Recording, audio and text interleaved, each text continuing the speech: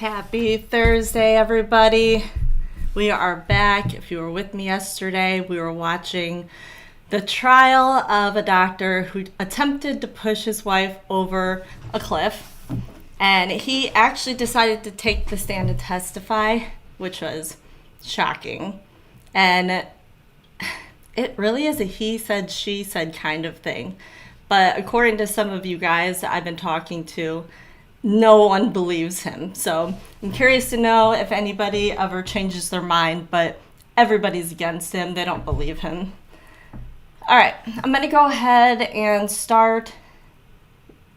It ended yesterday on defense asking him questions.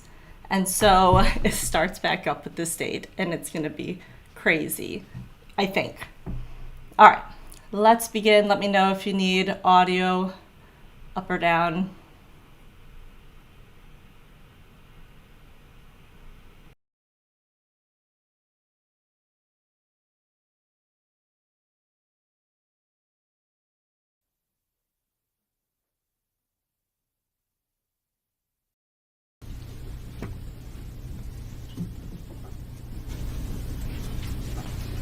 Good morning. Good morning. On March 24th, 2025, you were married to Arielle Konig, correct, Dr. Yes. Konig? You and Arielle got married in 2018, is that right? Yes. You dated for 1 or 2 years before getting married, correct? Yes. When you met Arielle, you were working as an anesthesiologist in Pittsburgh, right? Yes. And yesterday you described what anesthesiology is, correct? Yes. You used very technical terms, right? Yes. Maybe the more plain term is that you are the one who puts people to sleep before an operation, correct? That's what people typically call it, yes. It's not actually sleep, right? It's not actually sleep, right? But you're the one that essentially puts them out, and then after the operation, they wake up again, right? Yeah. That's Anesthesiology part is of a very it. specialized field of medicine, correct? Yes. You decide. Hold on a second. Could you just put the mic closer and keep your voice up? So everybody can hear. Thank you. Okay. You decide how much of each anesthesia drug to give a patient, correct? Yes. You give too little of the drug, and it's possible the patient could wake up during the surgery, right? Yes.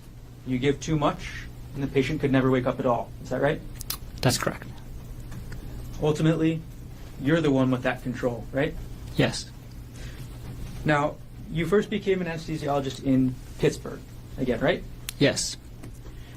And you testified yesterday that money is the main reason you moved to Pittsburgh, correct?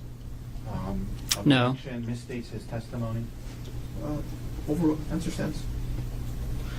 Sorry. You testified that the cost of living in Pittsburgh was very important to you, correct? Yes. And money is very important to you, right? No, I wouldn't say that. Your testimony today is that money is not important to you. Not very important to me. Not very important. Okay. Now, while you were dating Arielle in Pittsburgh and eventually married to her, right? Yes. Okay. She went to graduate school while you guys were in Pittsburgh, correct? That's right. And she ended up working in the nuclear engineering field, correct? She was working in that field when I met her. And then near the end of 2022, you and Arielle decide to move to Oahu, right? To Maui. I'm sorry, Maui. And you moved and you closed on a house at 19 Pu'uehu Place on December 14th, 2022. Is that right? I don't remember the exact date, but it was around that time, yeah.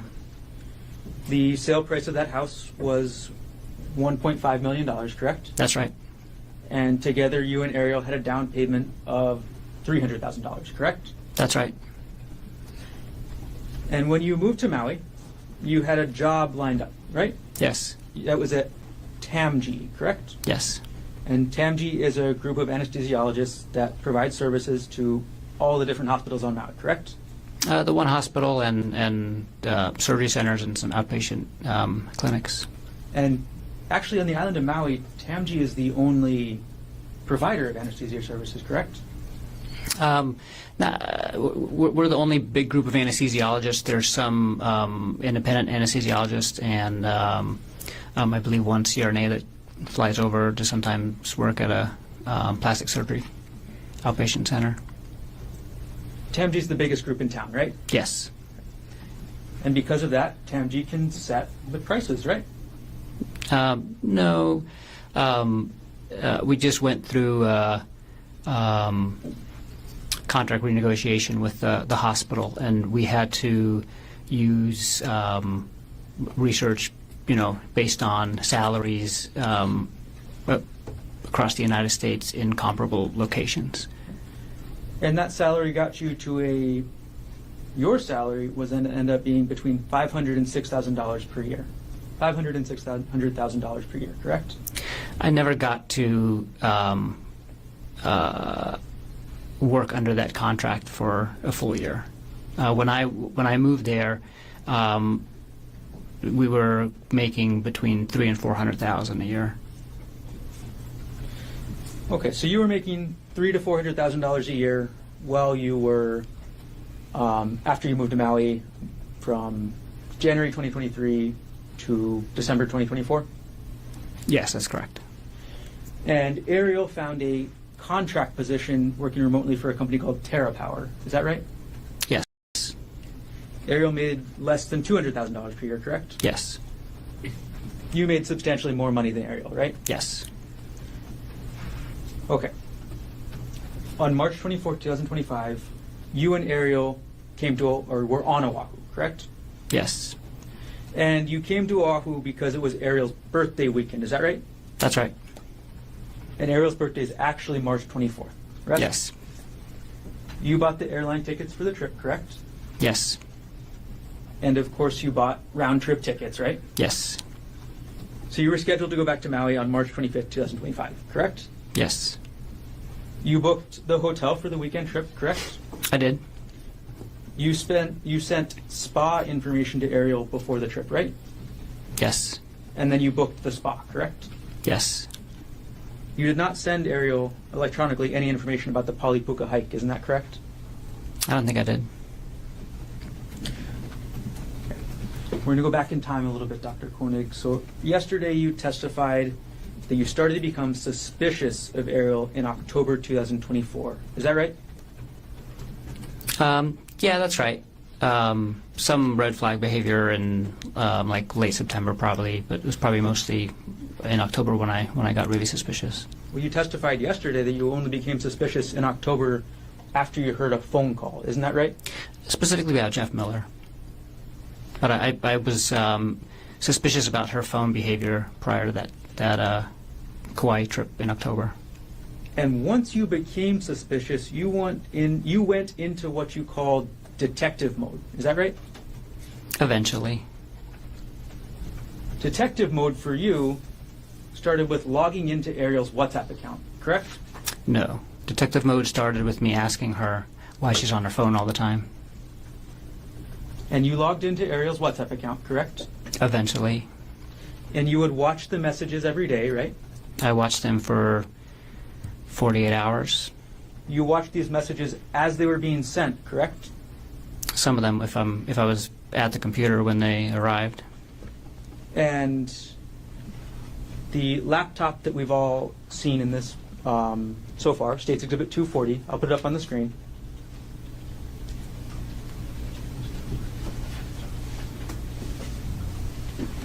The 40 is in evidence. Yes.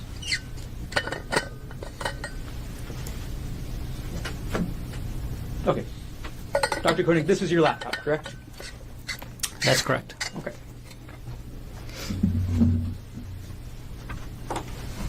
So you logged into Arielle's WhatsApp from this laptop, correct? Yes. And you saw the messages between Jeff Miller and your wife, correct? I did. You downloaded those messages, correct? Yes. Not from the laptop. I downloaded the messages from her phone, and then I saved some screenshots on the laptop. We're going to publish now States 118, which is already in evidence.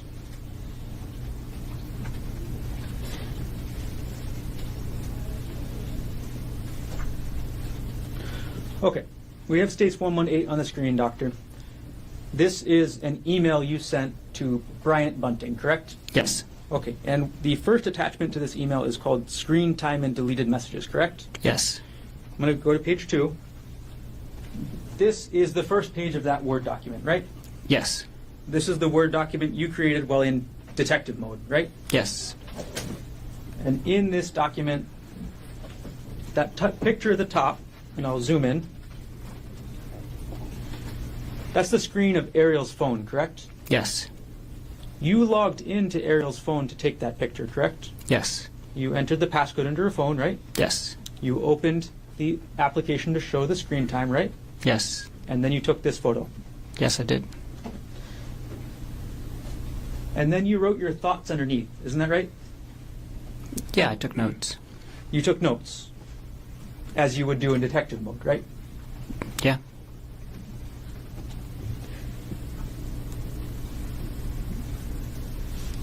Your first notes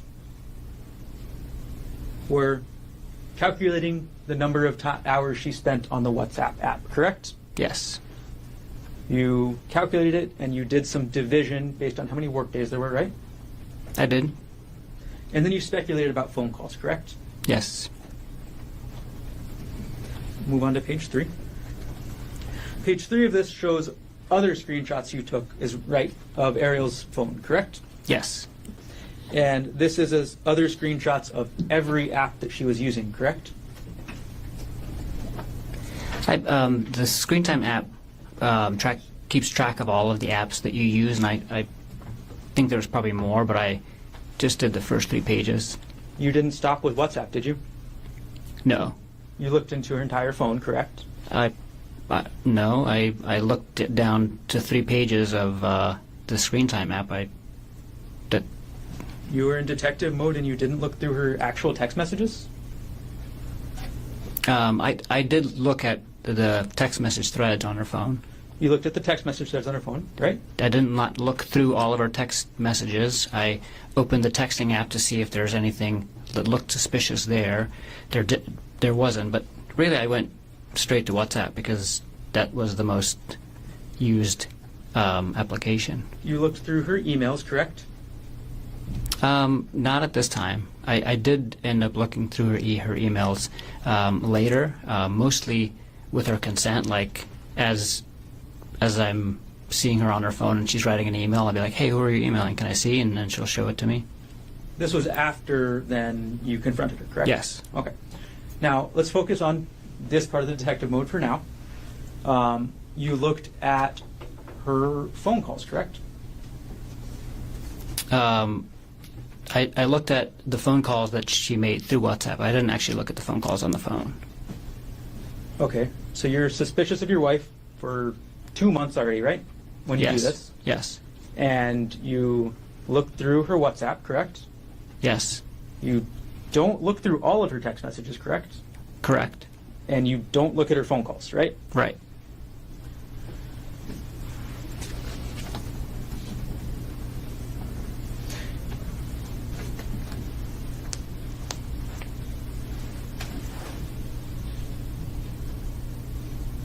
These are photographs of the screen of the phone, correct? Yes. Okay, so you didn't take a screenshot and send it to yourself, right? Not of this, no. Not for these photos. Mm-mm. Arielle didn't know you were taking these photos, isn't that right? No. Okay, we're going to move on to page 4 of this document. Oh. I'm sorry, we're going to move on to page 6 of this document. Now, actually, I'm sorry, we're going to just go to page 4. At the top of this document, this is still the Word document that we were talking about, right? Yes. Okay, it is called, again, Screen Time and Deleted Messages, right? Yes. So most of the page we're looking at is what you copied and pasted or downloaded from WhatsApp, correct? Yes. But the very top of this page says deleted messages from Sunday 12/1, parentheses, all deleted, right? Yes. You wrote that part. I wrote correct? that part, yep. Okay. So you were able to see and record all the deleted messages from Sunday, December 1st, 2024, correct? Yes. And you read these messages, right? Yes, I did. You read them, and starts out, we'll go for the first couple section. Mr. Miller says, good morning, right? Yes. He says, I hope you're getting some good sleep, right? Yes. And you talked about his sleep, correct? Yes. And then Arielle says, good morning, right? Yes. There's nothing sexual in these messages, is there, Dr. Konig? No. This is two people saying good morning to each other, right? Yep. And you were upset because in your mind, this is what spouses do, right? Say good morning. I wasn't upset that they were saying good morning to each other. I was upset about the entire relationship that they had. You're upset that they were talking at all like this. Not just about good morning, about the whole thing. About the whole thing, okay. Yeah. You talked about that they were sending each other links for music, right? I did talk about that. And those links are actually contained later on in this document, correct? They were in earlier conversations. Can't remember where they are in the document. We moved on now to page 5 of States 118. Actually, we'll just keep moving forward. Okay, so we're on page 6 now, and you included a screenshot of the WhatsApp now, correct? Yes. And part of the screenshot, we'll zoom in, is your note at the very top says these are deleted messages from Tuesday 12/3. Correct? Yes. Okay, so far at this point in detective mode, you've looked at messages from 12/1, correct? Yes. You've also looked at messages from 12/2, correct? Yes. And now you're on to December 3rd, right? That's right. And December 3rd is the day that Arielle is going to San Luis Obispo, correct? Yeah, she was actually not arriving until the next day, but she was leaving Maui on that day. And then she had a layover in Arizona, correct? That's correct. And in this photo we're looking at here, Arielle is texting Jeff Miller about being on the plane and getting ready to go to sleep, correct? Yeah, that's one of the messages that's on there. So this is just the messages that were not deleted by the end of the day that day. So there's a lot more messages that happened during the day, but she had deleted them in different parts of the day. But yeah, the last message on this page says, I hope packing went well. I'm on the plane and ready to sleep. All right. And then your notes about what you think about these messages continue onto the next page, correct?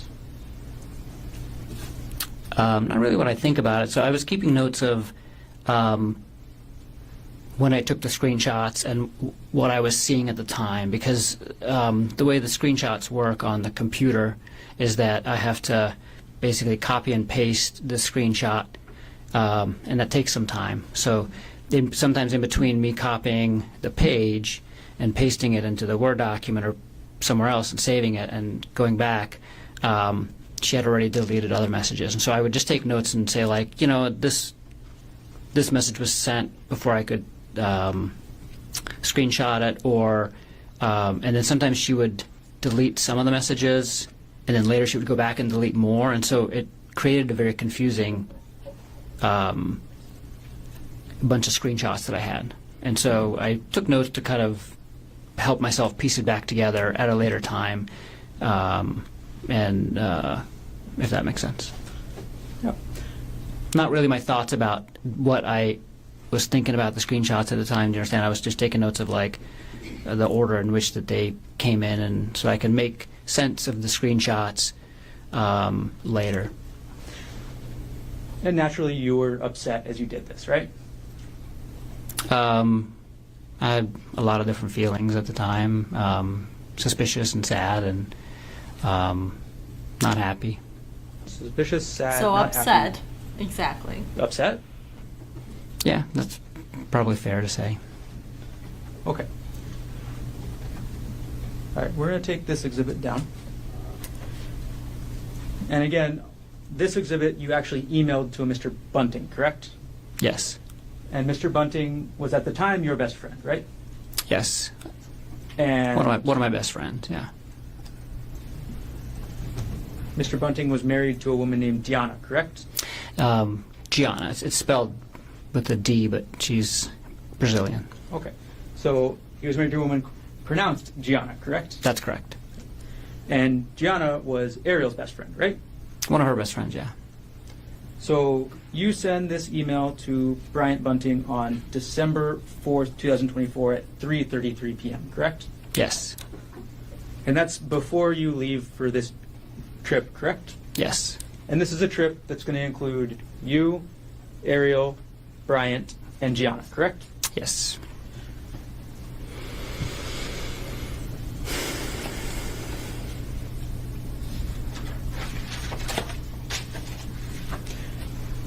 You also had 2 other attachments to Mr. Bunting, correct? I don't remember if you could show me. All right, we'll publish page 1 of this exhibit again. Sorry, what number exhibit? This is States 118.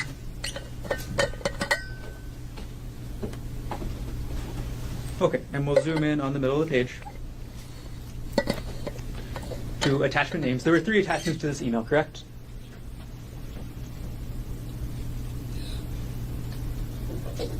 Yes. Okay, the first was screen time and deleted messages, right? Yes. And that's the document that we've gone through so far, correct? Yes. The second document is some saved chats with pictures, correct? Yes. And you reviewed those chats, right? Yes. And you reviewed the pictures, correct? Yes. Nothing sexual in those chats, right? No. Nothing sexual in those pictures, correct? No. And the last file is chat.txt, is that right? Yes. And this is what you actually download from WhatsApp, correct? Yes. Okay, so when you download a chat from WhatsApp, you get a file with a txt, right? That's correct.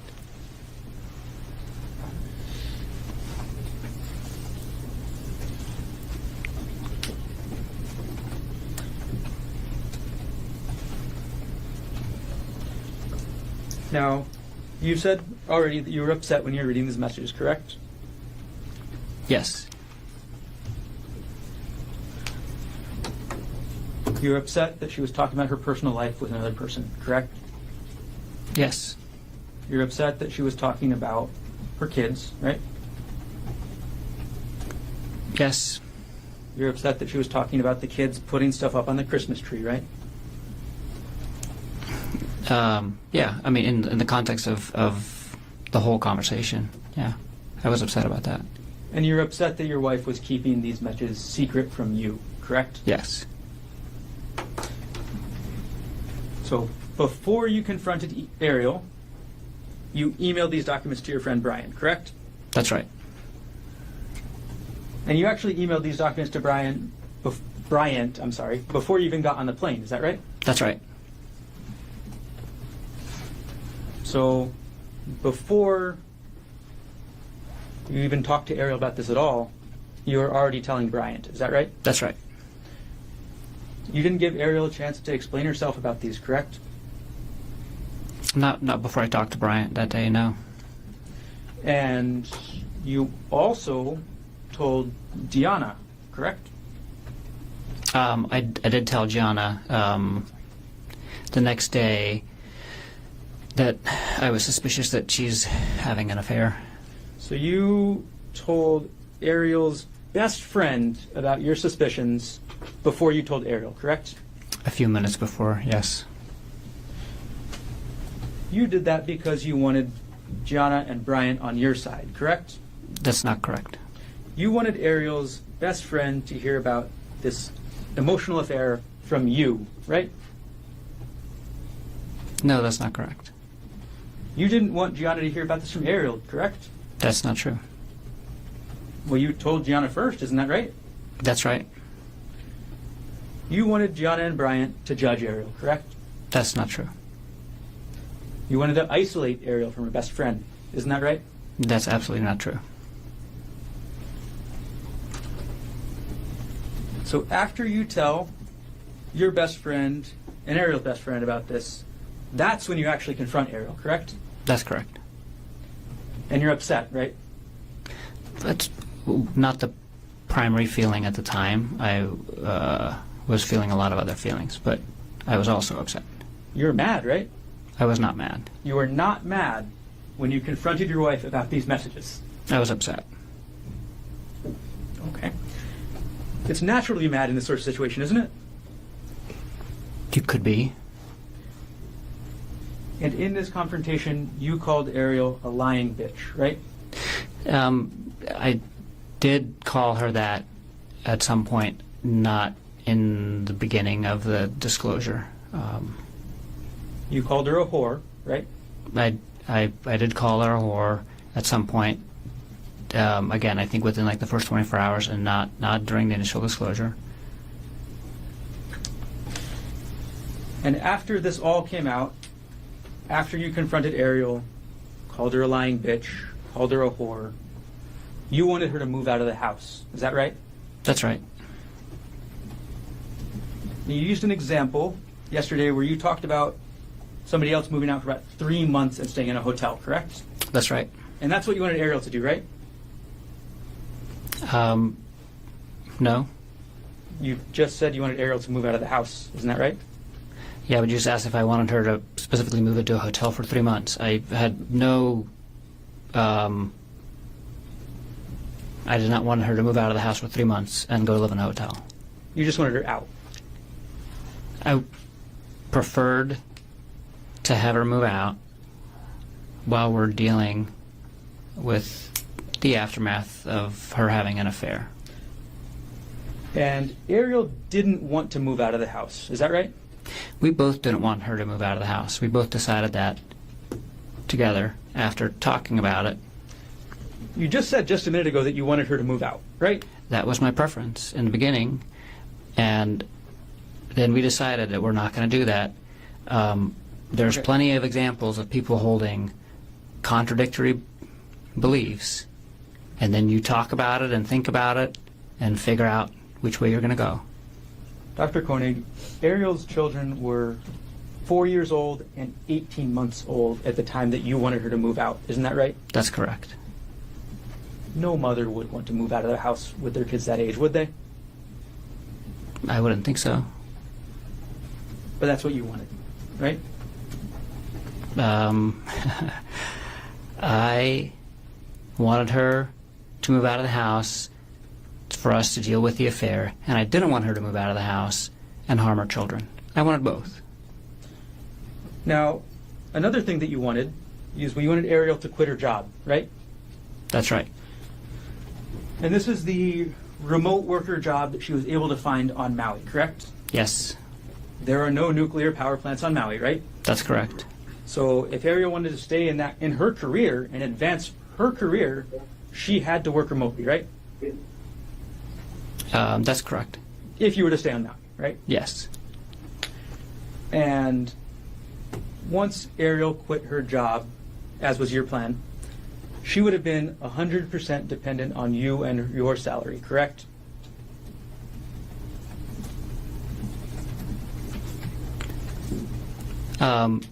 She would be dependent on our assets, which were all shared. We had a shared savings account. We had a home that was shared. We had vehicles that were shared. We had food in the house that's shared. I mean, we had a lot of things in the house, and they were all shared. We would lose her income as a family for a short period of time.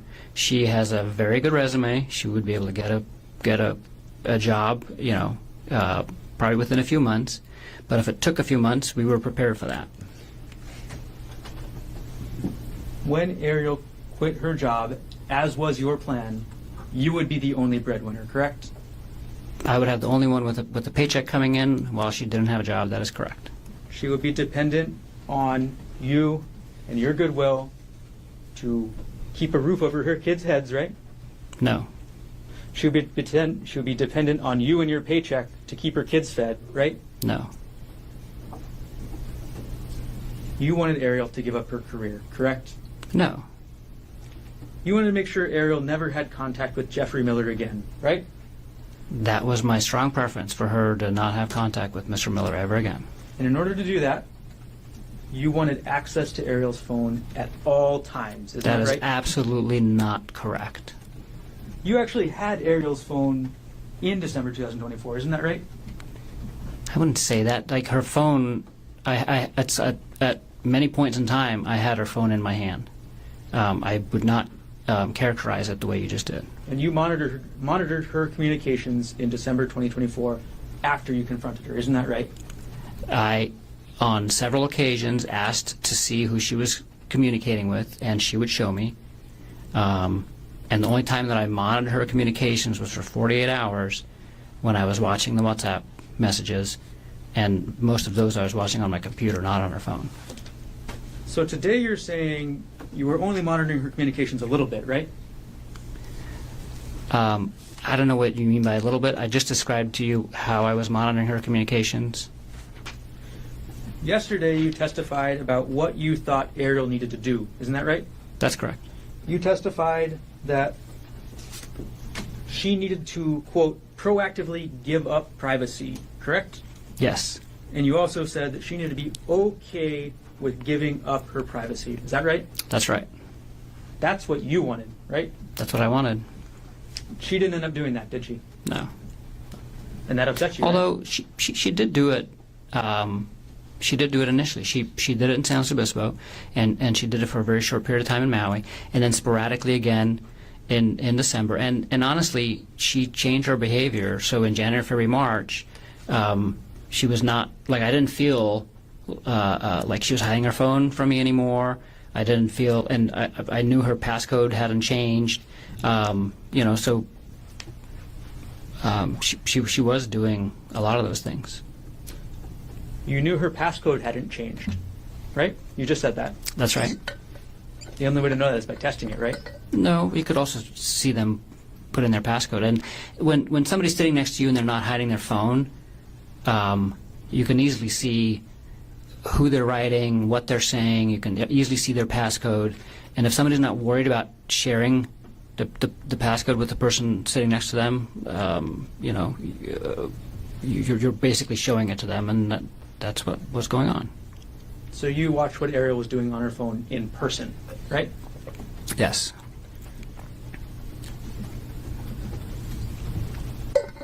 Now, another thing you mentioned yesterday is that you believed the cheating spouse needs to put in the work, right? That's not what I said. You testified that the cheating spouse needs to put in the work, right? You said that. I wouldn't characterize it like that. I would not say the work. The way you're making it sound is like there's only one work to be done. The work that needs to be done to heal a relationship after any kind of issue like this involves both parties. And I was talking specifically about the part that the cheating spouse has to commit to doing. I was not saying that was the only work that needed to be done, like you're implying. Dr. Konig, if we could not go into anything implied, I'm just asking you a question, okay? I'm asking you what you said. Your Honor, he's trying to answer the questions. Should be allowed to answer. It's non-responsive. But that was not what it. Oh, just. He's asking questions. He's answering. Is there an objection? My objection is to him reprimanding the witness when all he's doing is answering the question.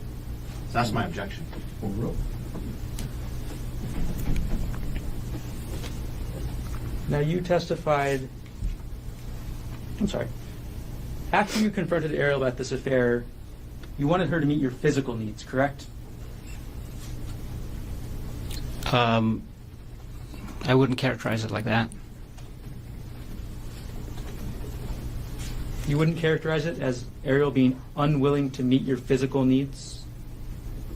Would you? I would characterize that I was in a relationship with Arielle for 8 years, and we had a physical relationship, and I had physical needs as part of that physical relationship prior to me finding out about the affair, and I had physical needs after the affair as well. And she's a regular. We're talking about sex here, right, doctor? No, I'm talking about physical intimacy with the person that I love the most, which includes sexual and non-sexual intimacy. You believed that Arielle should meet your sexual needs after you confronted her about this affair, correct? No. You don't believe that? Your Honor, can we approach?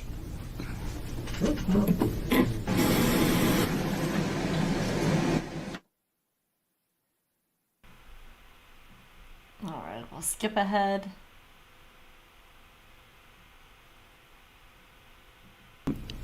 Involves both parties, and I was talking specifically about the part that the cheating spouse has to commit to doing. I was not saying that that was the only work that needed to be done, like you're implying. Dr. Konig, if we could not go into anything implied, I'm just asking you a question, okay? I'm asking you what you said. Your Honor, he's trying to answer the questions. Should be allowed to answer. It's non-responsive. It was, but that was not. Oh, just, if he's asking questions, he's answering. Is there an objection? My objection is to him reprimanding the witness when all he's doing is answering the question. So that's my objection. Overruled. Now, you testified, I'm sorry, after you confronted Arielle about this affair, you wanted her to meet your physical needs, correct? Sorry, guys. I think I moved it too far back. I wouldn't characterize it like that. Dr. Konig, after you confronted Arielle, you needed her to meet your sexual needs, correct? No. That's your testimony today. Yes. Arielle stopped having sex with you on December 24th, 2024, correct? The last time that Arielle and I had sex was on December 24th, 2024. We did not have sex after that, and we both decided not to have sex after that. You're upset that she wouldn't have sex with you, right? That is not true. When Arielle didn't have sex with you, you believe she was withdrawing from the relationship, isn't that right? That's not true. Arielle didn't want to have sex with you anymore, isn't that right? That's not true. Arielle was unwilling to quit her job, right? She was willing to quit her job initially, and then later she was unwilling to quit her job. That's correct. Arielle was unwilling to give up her privacy to you forever, correct?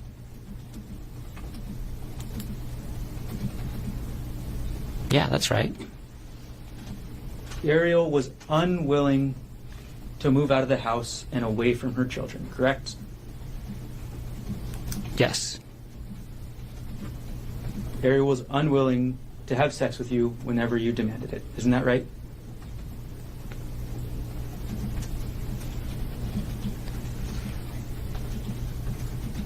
Can you ask the question again?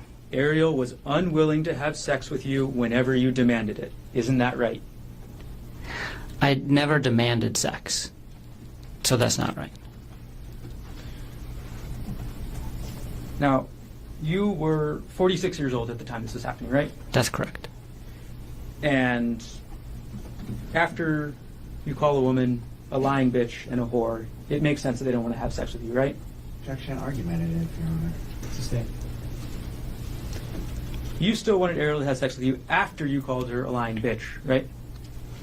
We had sex in December, and that was after we had that conversation, yes. You were upset that Arielle was still talking to Gianna about you, right? No? You testified yesterday that you were upset that Gianna called you a monster, right? I was upset. Well, that made me suspicious of how Ari was characterizing both the affair and our relationship at the time to Gianna. And this is after you wanted to have Arielle move out of the house away from her kids, right? Actually, this was during. At the time that she made that comment, we were in an argument where I was asking her to move out. At the time she made that comment. Is this the argument you mentioned on December 26, 2024? Yes. Okay. That went into December 27th. The argument went into December 27th? Yes. Okay. So this argument happens. You're still mad, right? And again, I wouldn't characterize my emotion as mad. Whenever we talked, I was certainly upset, but not mad. This argument where Arielle told you that Gianna called you a monster, this is after you told her to quit her job, right?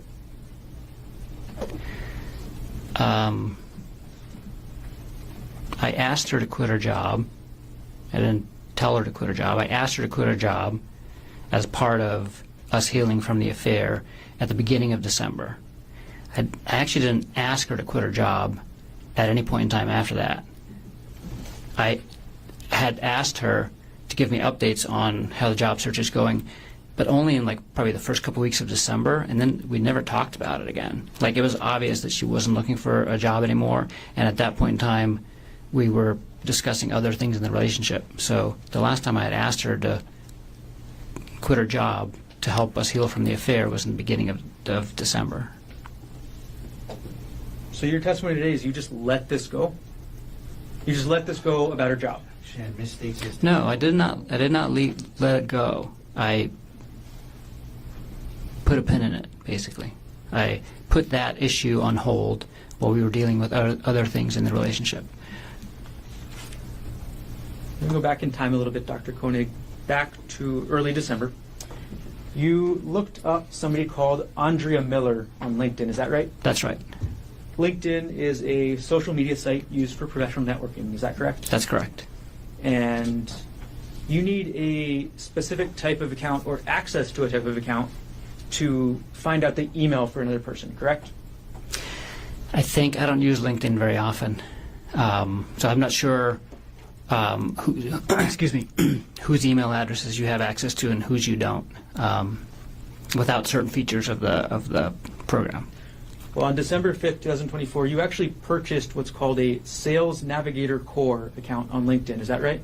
Yes, I signed up for a free trial of that feature of the LinkedIn account, specifically to get access to Andrea Miller's email account or email address. So you signed up to find Andrea Miller's email address, Yes, right? I did. And you found her email address, correct? Yes, And on December 6, 2024, at 8:24 a.m. Hawaii time, you sent an email to Andrea Miller, correct? I don't remember the exact date or time, but that sounds right. And yes, I did email her. Okay, we'll put States Exhibit 108 already in evidence up onto the screen. This is the email you sent to Andrea Miller, correct? That's correct. You sent it on December 6, 2024 at 8:24 a.m. Is that right? That's right. The address too is the email address that you found from Andrea Miller from LinkedIn, correct? Yes. That's her work email address, right? I don't know. Kyndryl is a financial services company, correct? I don't know. In that email, you testified yesterday that the purpose of this email was simply to let Miss Miller know what's happening. Is that right? That's correct.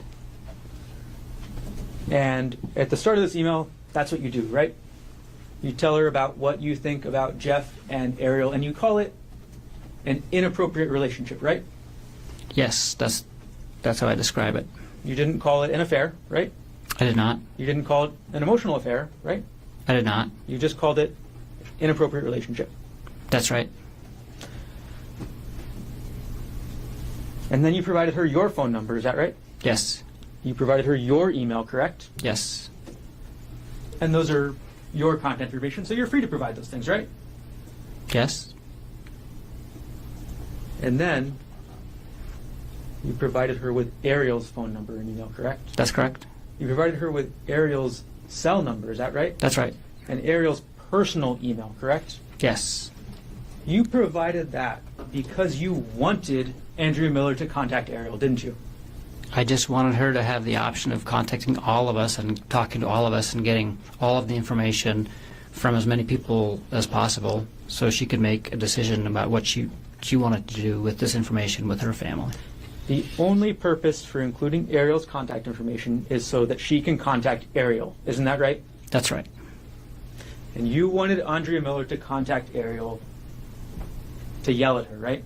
That's not true. You wanted Andrea Miller to contact Arielle to humiliate and punish Arielle. Isn't that right? That is absolutely not true. You offered Andrea Miller the text messages, correct? I did. All right. I don't know if I did or not. I don't think I offered it to her. I just said I You just said, I can share with you what I have can if share you with would you. like. Yes. Right? Yes, I did. You also sent Miss Miller a contact request through LinkedIn directly, correct? That's correct. Andrea Miller never replied to your email, isn't that right? That's right. Andrea Miller never replied to you on LinkedIn, isn't that right? That's right.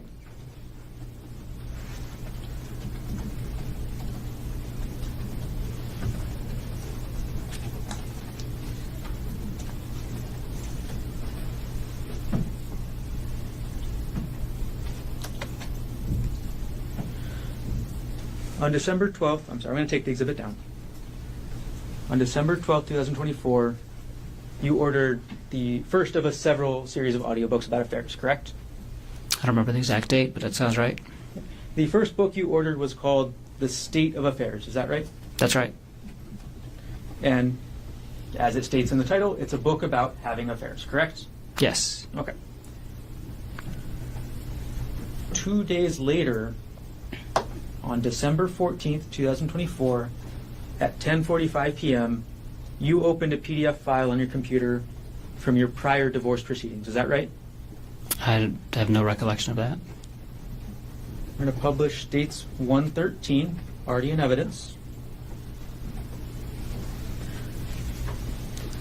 Now, you, on December 14th, 2024, opened up a PDF file called Bank of America Amex E-Statement 2015-12-24.pdf, right? I have no recollection of this. You have no recollection. Mm-mm. All right, well, let's zoom in on the photo.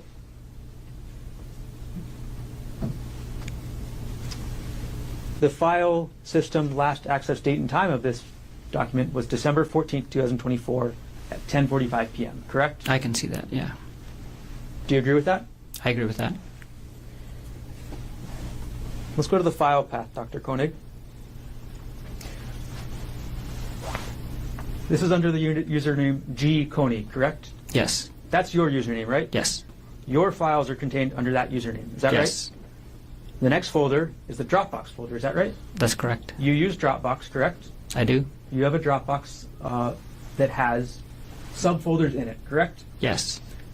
The next subfolder is called JPR. Is that right? That's correct. That's a subfolder that you created, correct? Yes. That's a subfolder that means Jessica Patella Ray. Isn't that right? That's correct.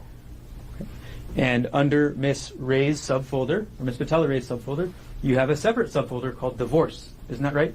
Yes, I created that. You made that folder, correct? Yes. And in that folder, there's another folder, right? Yes. And that's for 2016-04 hearing. Isn't that right? That's right. This is a hearing about your divorce from April 2016, correct? Yes. And the last subfolder is supportive documents. Isn't that right? Yes. And in that supportive documents folder, the supportive documents are for this April 2016 hearing, correct? Right. These are the documents that you want to bring to your divorce hearing, right? Yeah. And It was a long time ago, but that was probably all the supporting documents that my lawyer needed for that hearing. And this was a Bank of America Amex statement from 10 years prior. So I have no recollection of looking at a Bank of America Amex statement from 10 years prior on this date. I don't remember doing that. You don't remember at all. Mm-mm. And I mean, it says file system last access. I don't know if that gets triggered if like a file is copied or something like that, because I was looking through the documents when they were presented into evidence earlier in the week, and there were a few that I did not recall accessing on those times. Many I do recall accessing. But this one But about this is- divorce, this is you're what- saying you don't. I don't recollect accessing that. No. Now, on December 14th, And I can't think of a reason why I would have. You can't. There's no reasonable reason for you to be accessing this. Is that right? There's no. I can't think of a reason why I was looking at a Amex statement from 10 years prior on December 14th, 2024. This is a document that you needed to prepare for your prior divorce, correct? Correct. This is in the middle of December 2024, correct?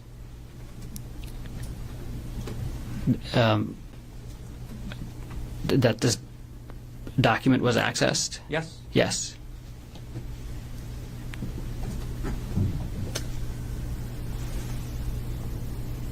Now, the very next day, we'll take this one down, and we're going to go chronologically.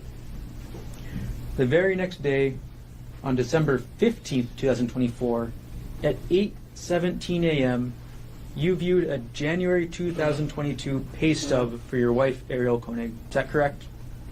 I don't recall that, but I that sounds more plausible that I had done that. But I don't specifically recall that date and looking at that document. We'll publish dates 125. This is the metadata, correct? Oh, I'm sorry. This is not page 1.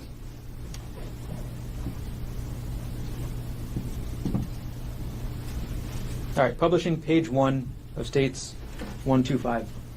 Okay. The last access date is December 15th, 2024 at 8:17 a.m., correct? That's correct. Okay. And the file path for this is looking through your 2022 taxes. Is that right? It's ours. So we have a shared folder on Dropbox called The Big Love Party and Other Super Fun Stuff that I created when we were planning our wedding. And so this is a shared folder on Dropbox that both Ari and I have access to. And this is in the taxes folder within the shared, because I put all of our shared financial information in the shared drive that she has access to, and she put things that she wanted to share with me in it as well. And so this is in our shared taxes folder, and it's in specifically a subfolder that's for her pay stubs. And so you wanted to look up Arielle's pay stub from January 2022, and you wanted to look that up on December 15th, 2024. Yeah, that seems more. The only information more contained in this plausible. document is about Arielle's pay from 1 month. Is that right? That's correct. Okay, it's simply just a pay stub telling you how much she got paid, right? Yes. Okay. Do you want me to go to the pay stub so you can see? No. We'll take the exhibit down. And you're looking at this pay stub the day after you're looking at this document from your prior divorce. Isn't that right? No, 'cause I don't recall looking at that Amex statement. So you just don't recall again? I don't recall looking at that Amex statement at all. You tell me when there's a convenient break, Mr. Garner. Okay. We're getting close.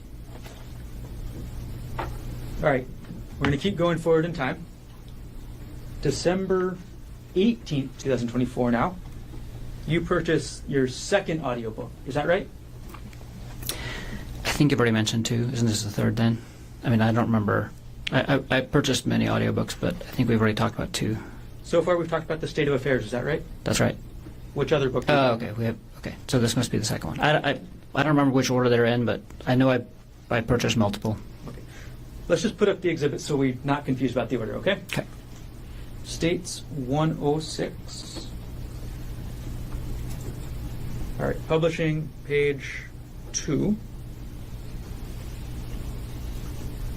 Okay. This book you purchased on December 18th, 2024 at 9:30 a.m. Is that right? That's right. Okay. And this book is called After the Affair, the 3rd edition, correct? Yes. Okay. And then on the same day, you purchased the 3rd book, correct? We'll go to page 3. This one you bought on December 18th, 2024 at 11:48 a.m., correct? Yes. Okay. And this is the one you mentioned in your testimony yesterday, How to Help Your Spouse Heal from Your Affair, correct? That's correct. There was 2 books with the same title actually that we both listened to. Got it. So there's actually a second book with the exact same title, right? That's correct. Okay, and that book's on page 4 of this exhibit, correct? That's it. Yep. Okay, and you purchased these on the same day, although you purchased the second one later in the afternoon at around 2 p.m., correct? Yes, that's what it looks like. Yep. Okay. 2 books with exactly the same name, right? Yes. That could get confusing if you want to talk about them, right? Yes. Take the exhibit down.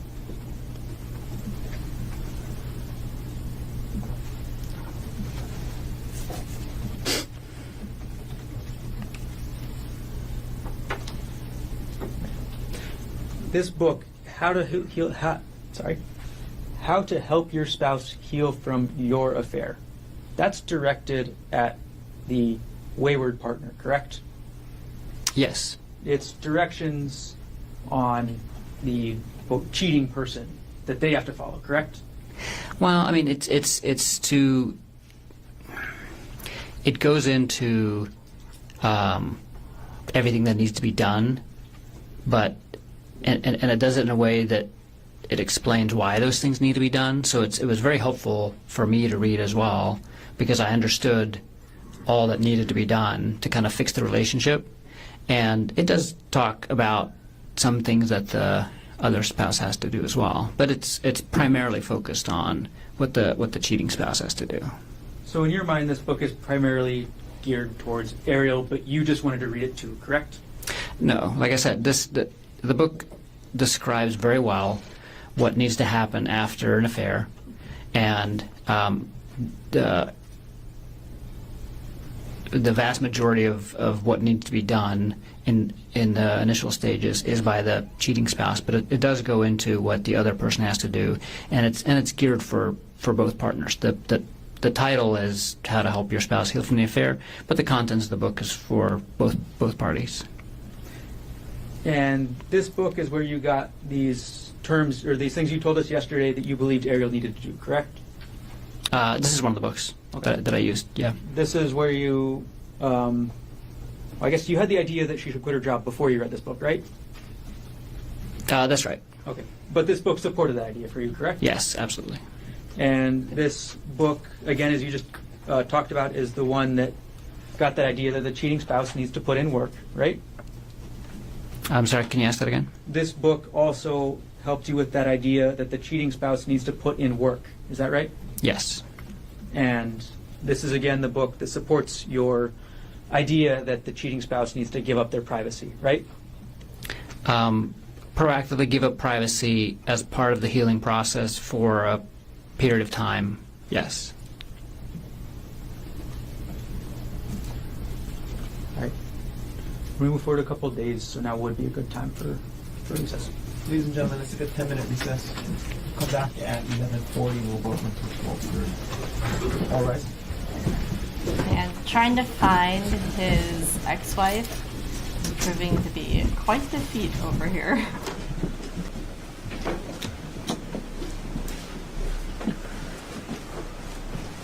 Okay. So under all 4 counsels of record are present. All jurors are back in the court. Mr. Garner, can we continue on with the cross-examination? All right, Dr. Konig, the last question I asked you was about December 18th. Now I'm going to move forward a couple days to December 21st, okay? Okay. On December 21st, I'm going to publish December 21st, 2024 at 2:49 p.m. You opened a PDF file on your computer that was a November 2022 retirement account statement for Arielle. Is that right? I don't recall doing that specifically, but that sounds like something I would do, yes. That sounds like something you would do, is what you just said? Yes.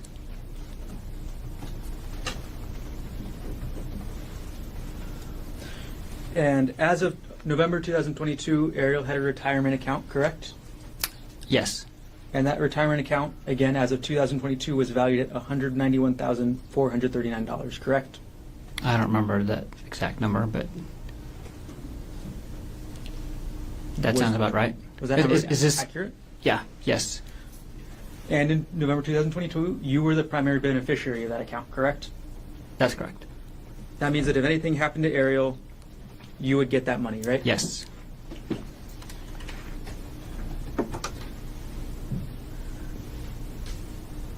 And I'm going to publish States Exhibit 125, page 7, or page 3. This is the metadata for the account that you accessed on, or for the document you accessed on December 21st, 2024. Is that correct? Yes. All right, and this is the Westinghouse November 2022 statement, correct? Yes. And this is the first page of the statement, correct? Yes. Okay. And in the top right, it says total value of the account, $191,439, correct? That's correct. Okay, take that down.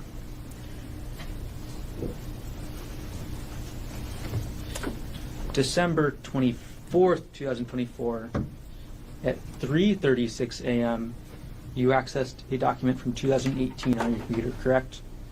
I don't recall that. I'm going to publish dates 125 at page 7.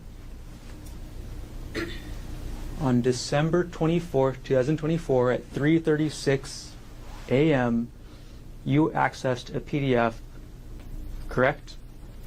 I have no recollection of accessing this. This is a document that talks about. Objection, non-responsive. Sustained. Okay. Now, the last access date and time from this metadata is December 24th, 2024 at 3:36 a.m. Correct, Doctor? Yes. Okay.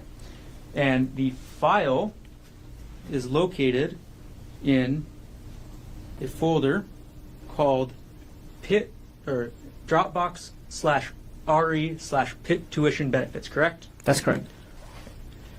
And the specific document discusses the tuition that paid for Arielle's master's degree, correct? I don't. That's part of it. Until I see the document, I can't tell exactly what it is, but I think it talks about, because I was Go to page 8.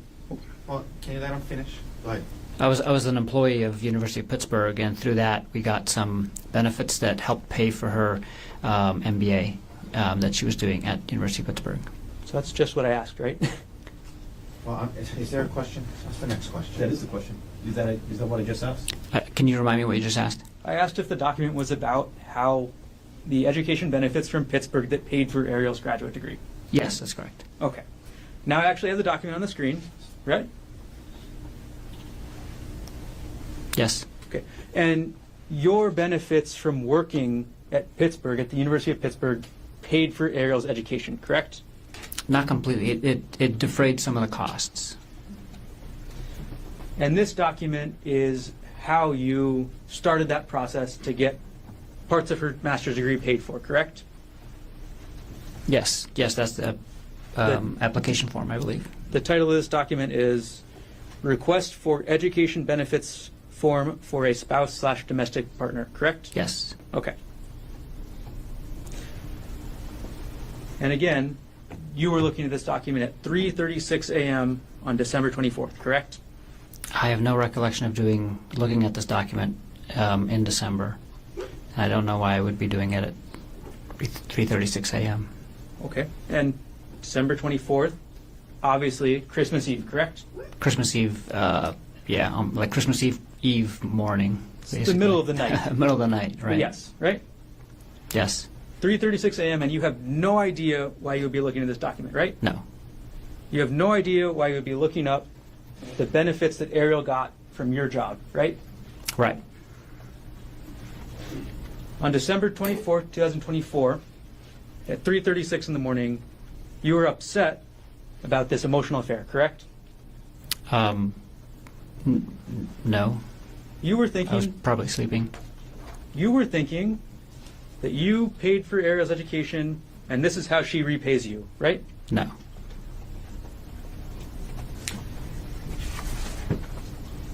So your testimony today is that you were not thinking that, right? Yes. Your testimony today is you have no idea why you were looking at these benefits, right? Yeah, I don't remember looking at this, and I don't remember the reason, if I did. And you testified you have no idea why you would have looked at it in the first place. Is that right? Not at this time, no. All right, we're going to publish States Exhibit 105. I'll make sure we start at page 1.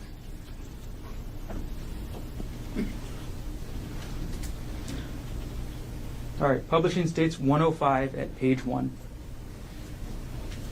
This exhibit is your Reddit internet history, correct, Dr. Konig? Yes. This is from December 24th, 2024 at 4:34 a.m., correct? Yes. And you're looking at a website or a web page titled Lying Again. Isn't that right? Yeah, that sounds plausible. This is less than an hour after you're looking at those education benefits. Isn't that right? It's an hour after the timestamp, but I don't recall looking at that tuition benefit. But I do recall being on Reddit in December, and I can't remember exactly when and where. But maybe I was up at 4:30. That sounds plausible. That sounds plausible. Yes. All right, later that day, so we're still on Christmas Eve, at 12:49 p.m., you emailed yourself 3 separate files, correct? I don't recall. 12:49 p.m., Christmas Eve, you emailed yourself 3 files, all related to Jeff Miller. Isn't that right? I don't recall. Well, published dates 119, the first page. On December 24th, 2024 at 12:26 p.m., you sent an email from your gkonig@proinbox.com email to the same email address with an attachment called WhatsApp chat jeffmiller.zip, correct? Yes. And then we're going to publish dates 120, the first page, the metadata. At 12:20 p.m. on the same day, Christmas Eve, you sent yourself WhatsApp chat jeffmiller2.zip, correct? That's correct. And states 121 with the metadata page, the first page. On the same date, December 24th, 2024 at 12:20 p.m., you sent a third email to yourself, right? That's correct. And this was with WhatsApp chat jeffmiller3.zip. Is that right? Yes. So, going through our timeline on Christmas Eve, 3:36 in the morning, document about Arielle's financial benefits from your job, correct? That's what's being opened on your computer. Yes. 4:34 a.m., you start your Reddit search about lying again, correct? I don't know if I started it but I was looking at that thread at 4:34 p.m. 12:20 p.m., you send yourself these emails, correct? Yes.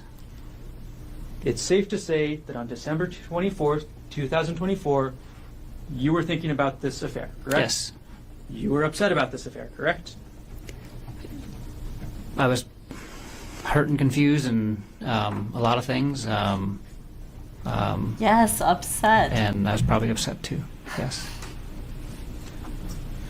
My God. Okay. We'll move on to Christmas, Dr. Konig. We're going to publish now States Exhibit 105 at page 6.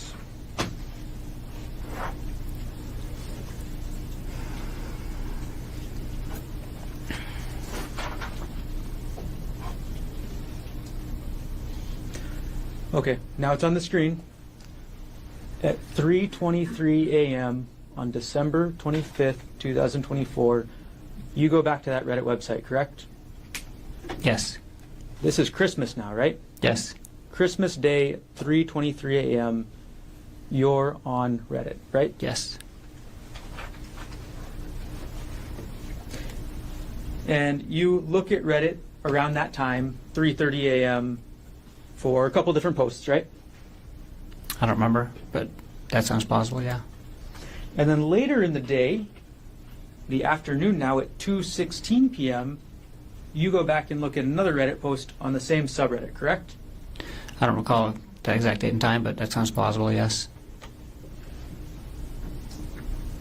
On December 25th, 2024, at 2:19 p.m., you went to a Reddit page with a post titled, "Can't have physical relationship with WP anymore."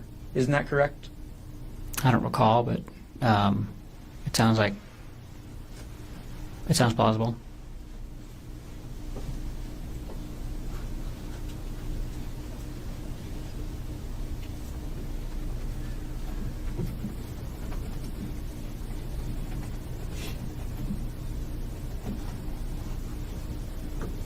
We're going to publish dates 105, page number 20. This is that page you visited at 2:19 p.m. on Christmas, correct? Yes. And the title of that page is Can't Have Physical Relationship with WP Anymore, correct? Yes. WP is wayward partner, is that right? Yes.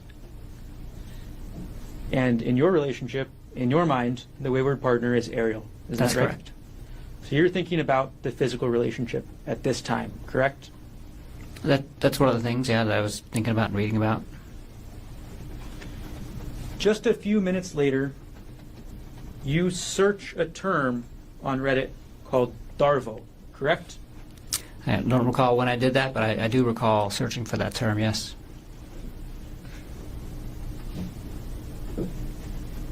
We'll publish 105 at page 24. This is that search, isn't that right, Doctor? Yes. Okay. And this is not a specific post about the word Darvo. This is actually a search for information about the word Darvo, correct? That's correct. And you know what that acronym means, right? Yes. The D stands for deny, right? Yes. The A stands for attack, correct? Yes. And the RVO are all connected together, and they mean reverse, victim, and offender. Is that right? That's right. So in order to use that strategy first, the accused will deny the accusation, correct?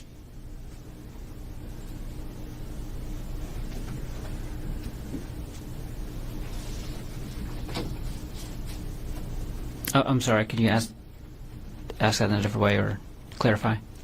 The first step under the D in deny means the accused will deny the accusation, correct? I mean, Darvo refers to a thing that Objection, non-responsive. He's answering that question.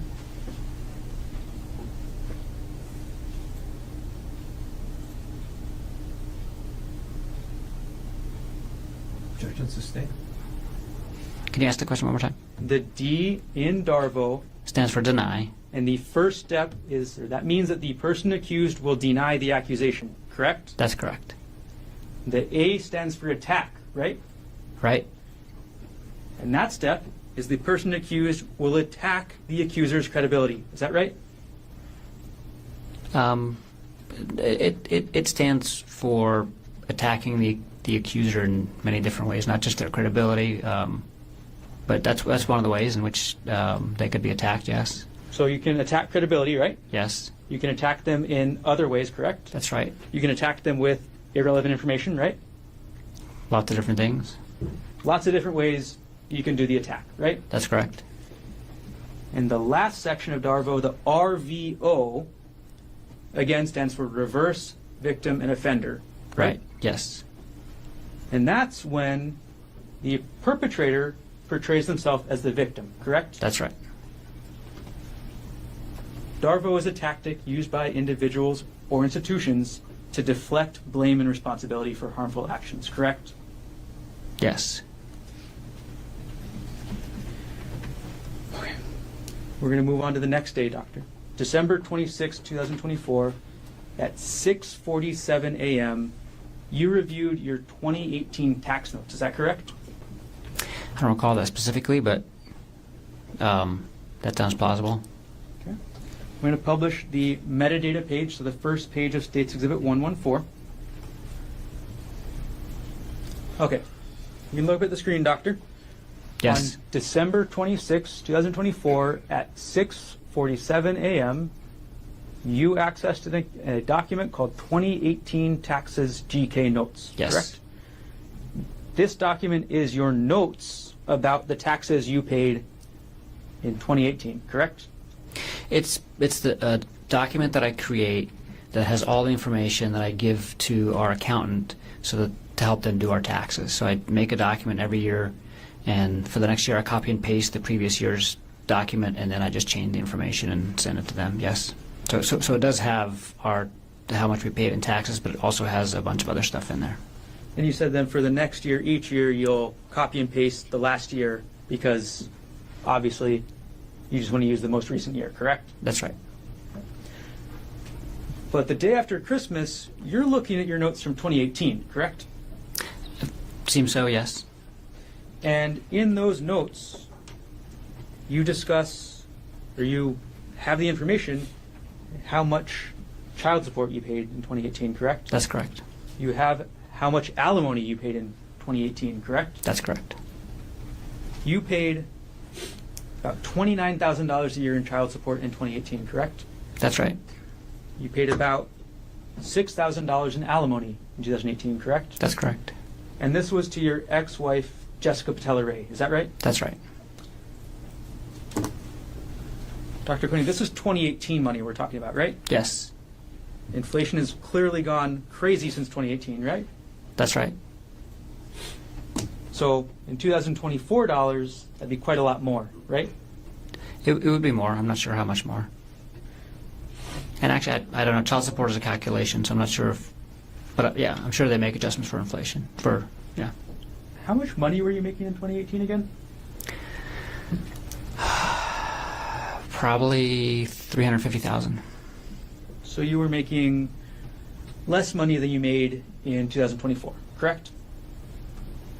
About the same, actually. I took a significant pay cut when I moved to Maui.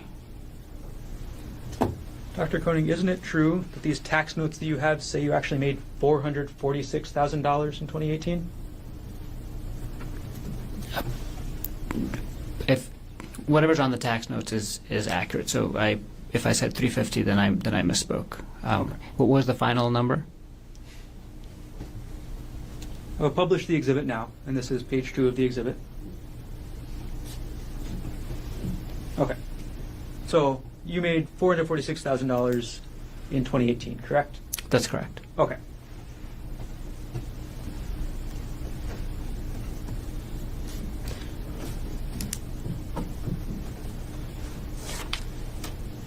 While we're talking about December 26th, we do need to follow up, Dr. Konig, because you mentioned that you had a big fight with Arielle on that day, correct? That's correct. The same day you're looking up your tax documents with your alimony and child support, you get into a fight with Arielle. Is that right? The same day that I look at the tax documents that has a lot of information on it, including the alimony and child support, I get into a fight with Arielle. That's correct. And given the fact that you looked at these tax documents at 6:47 a.m., the fight was after that, correct? Yes. The fight was during the daytime, correct? It was at night. So the night of December 26th, you get into this fight with Arielle, correct? That's correct. And this is the second time in this fight that you tell Arielle to move out, right? It's the second time that I ask her to move out if she doesn't take accountability for the affair. That's correct.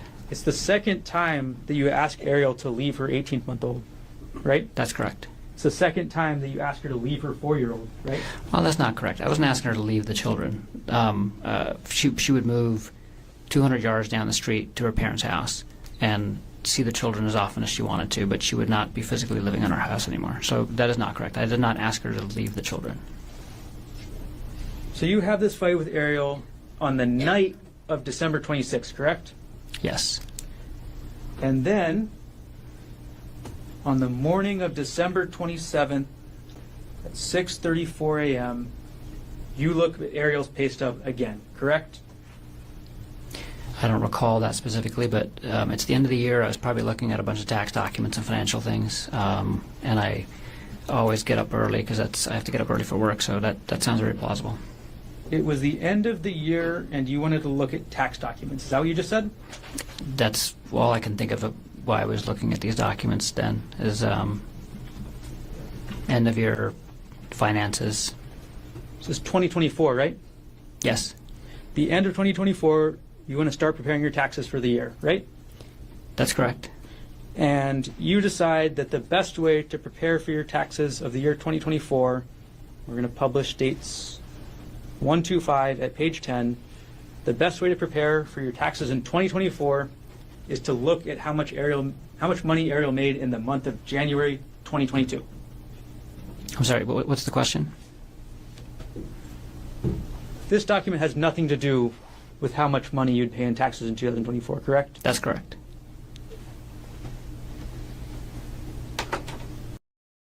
Join Planet Fitness for 1 cent down, $15 a month. No commitment. Deal ends Friday, April 10th. That was loud. The same date, December 27th, 2024, you order a hidden voice recorder, correct? That's right. So the day after your fight with Arielle, right? And the morning, and we were fighting that morning as well, so the same day. You fought in the morning of the 27th as well? That's right. The same day that happens, you buy this hidden voice recorder, correct? That's right. You buy it from Walmart.com, right? Yes. And the device was advertised as a, quote, hidden voice recorder, correct? Yes. It was also advertised as a spy device, right? Yes. The recorder had a magnet on the back, correct? Yes. And that magnet made it so it'd be easier to hide, right?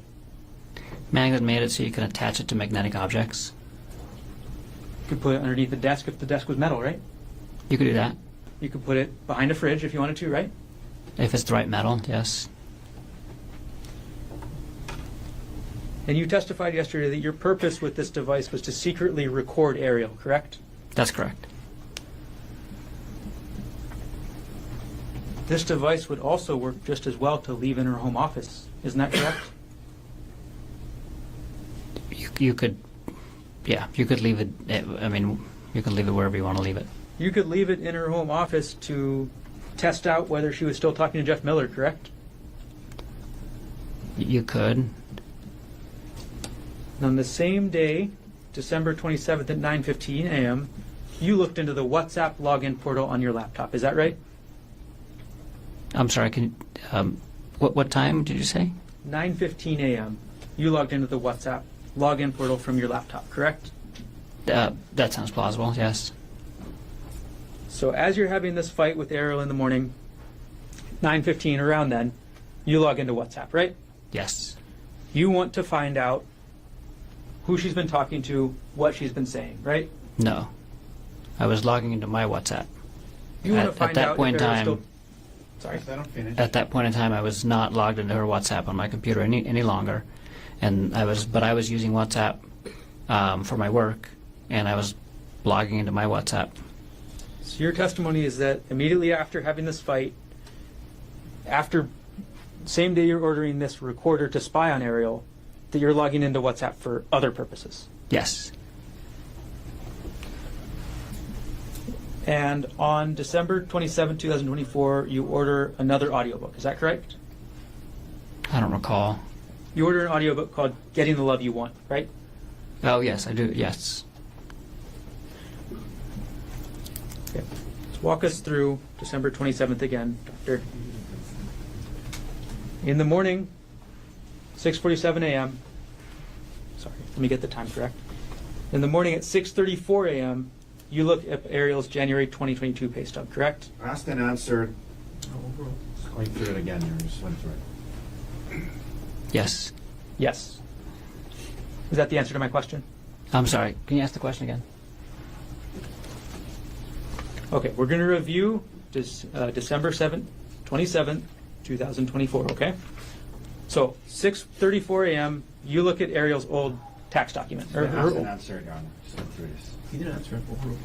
I mean, about 8 minutes ago, we went through this. He's answered no. Yes. Okay. You looked at her, or you also got into a fight with her that morning. We continued an argument from the previous night. Same day you order the hidden voice recorder? Yes. Same day you log into WhatsApp? Asked Yes. and answered. And same day you order this next audiobook, correct? Yes. Defense is freaking out. Moving on now to December 29th, 2024. You looked up your wife's Facebook profile, correct? Excuse me. I don't recall that specifically, but I probably did. And you specifically went to her friends list, isn't that right? Again, I don't recall that specifically, but I probably did.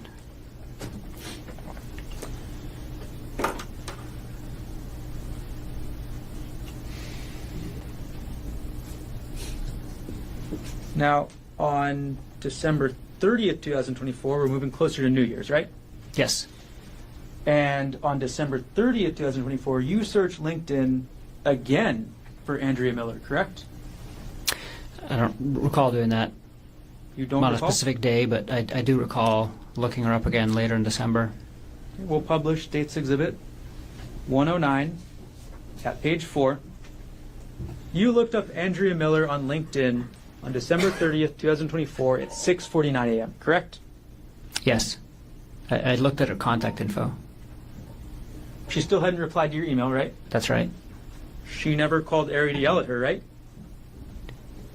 She never called Ari to do anything, as far as I know, actually. She might have, she didn't tell me, but as far as I know, Andrea never called Ari. And then after searching for Andrea on LinkedIn this morning, you canceled your LinkedIn Sales Navigator Core account, correct? That sounds right. I had to cancel it within 30 days, and so I probably went in LinkedIn to cancel the account and then also clicked on Andrea's profile. This is page 5. This is the email confirming your cancellation, correct? Yes. Okay. So, and this is at 6:56 a.m., is that right? That's right. Okay, so you look up her email and then you cancel. You look up her account and then you cancel, correct? Yes. And you say you cancel because you didn't want to pay the fee, is that right? That's right. The only reason I signed up for that feature of the LinkedIn account was to be able to get Andrea Miller's contact info. If you hadn't canceled it, it's in the realm of somewhere about $100 a month, is that right? It's expensive. So you got what you wanted, so you were done. That's right.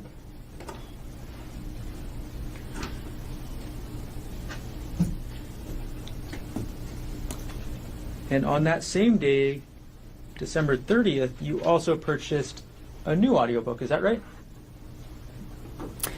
I don't recall. You purchased an audiobook called Not Just Friends on December 30th, 2024, is that right? I do recall purchasing that book. I'm not sure of the exact date, but that sounds like the right time frame, yes. And then on the same day, December 30th at 7:29 p.m., you open up a spreadsheet on your computer, correct? Probably. I work with spreadsheets very, very frequently.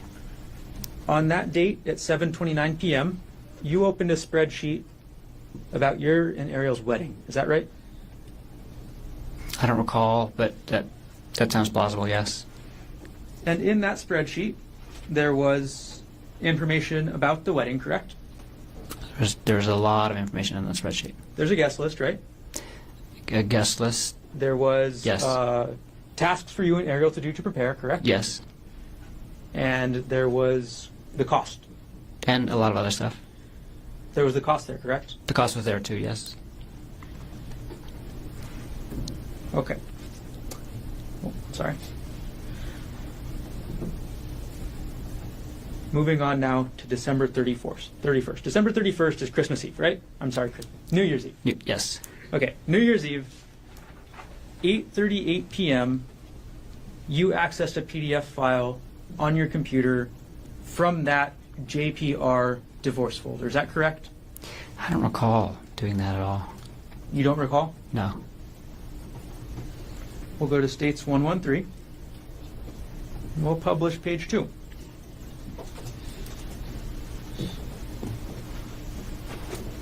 So, on December 31st, 2024, you can see the exhibit, right, Doctor? Yeah. Okay. On December 31st, 2024, at 8:38 p.m., on your computer, this document was opened up, correct? Again, I don't recall opening up this document. I can't think of a reason why I would have opened up this document. Again, it's a credit card statement from 2016 that was part of the hearing on the divorce, but it's not even actually it's not even the document for the divorce hearing. It's just one of the credit card statements, and I have no recollection of opening this document at that time, and don't know why I did that, or if I did it. And that's what I'm saying, because it says file system last access. Like, so does that get triggered when something other than just opening the document happens? Because I don't recall opening up this document at all. You said a lot At of that words there, time. but at the end of the day, you don't recall, correct? That's correct. That's Okay. correct. This document is in that same folder we talked about earlier, correct? Yes, This is supportive documents for your 2016 divorce hearing, correct? that's correct. And these are the kind of documents that you want to have to present in the hearing, correct? That's correct. They're financial documents that are relevant to a divorce, right? That's right. And this one's actually a bank statement about not yourself, correct? It's a bank statement that was a credit card that was actually in my father's name during that time period. But we were. I'm trying to recall exactly. I think we had used it to transfer like a credit card balance that we had onto his credit card because they were offering like a no interest, no payments for whatever, and we were using that to pay off this credit card. I was using it to pay off my credit card debt at a more favorable or zero interest rate.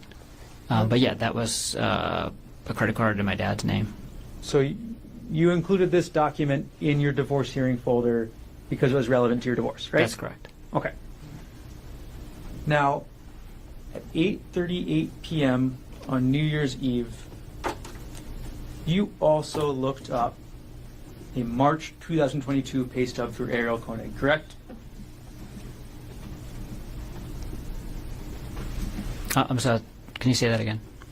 At 8:38 p.m., the same time, on December 31st, 2024, the same date, you also looked up a March 2022 pay stub for Arielle Konig. Is that right?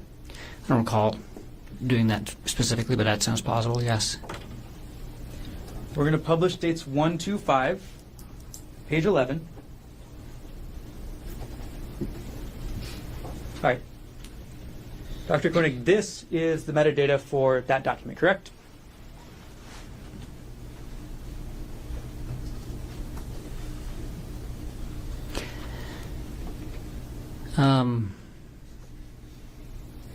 Yes, this is the data for that document, yes. Okay. And the last access date and time is December 31st, 2024 at 8:38 p.m., correct? That's correct. And this document is not in the taxes folder, is that right? Right, which is, it just makes no sense that I access this document out of that folder. Dr. Konig, that's not the question. Yes. What was the question? This document is not in the taxes folder, That's correct? correct. Okay.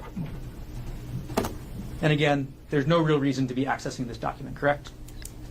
There's no reason that I can think of accessing this document out of that folder. I can think of a reason why I was looking at her taxes potentially at the end of the year, but I don't know why I would have never gone to that folder to look for her tax documents, because I have a tax document folder that has all of her tax stuff in it. And again, the document we're talking about is literally just a pay stub for 1 month, right? That's right. It's well, the only information in that document is how much Arielle got paid in March 2022, right? Right. No relevance to taxes in the year 2024, correct? That's right. She's not even at the same job at this point, right? That's right. So at the same time, the data from your computer shows opening up divorce-related documents as well as an old pay stub for Arielle, correct? That's correct. How much each person gets paid is very relevant in divorce, right, Dr. Konig? That's correct. And again, this is all 8:38 p.m. on New Year's Eve, right? That's correct.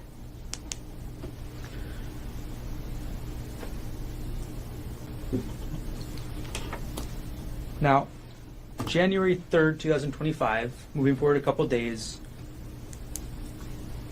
you save a file on your computer with an Excel spreadsheet that has the chats between Arielle Konig and Jeff Miller. Is that right? I don't remember the exact date and time, but I did have a spreadsheet like that, yes. You had a spreadsheet that was essentially the entire chats that they had, correct? Yes. And you saved that in January 2025, correct? I don't remember the exact date. I thought I did that in December. I know I created the file in December. Okay, we'll publish dates 139 and You created the file on December 24th, 2024, correct? That sounds more reasonable. Okay. You accessed the file on January 3rd, 2025, correct? It looks like it, yes. So it's safe to say that on January 3rd, you're still thinking about these messages, right? Oh, absolutely. They're still in your mind a lot, right? Definitely. You're still upset? I'm still thinking about the affair. It's hard to get off your mind, right? I'm still thinking about the affair. You're thinking about it a lot, right? I'm thinking about it often, yes. It's hard to stop thinking about it, isn't it? No, at that point in time, I could stop thinking about it, and I was functioning just fine. So you say that in January 2025, you were okay to stop thinking about it when you needed to, right? Absolutely. Okay.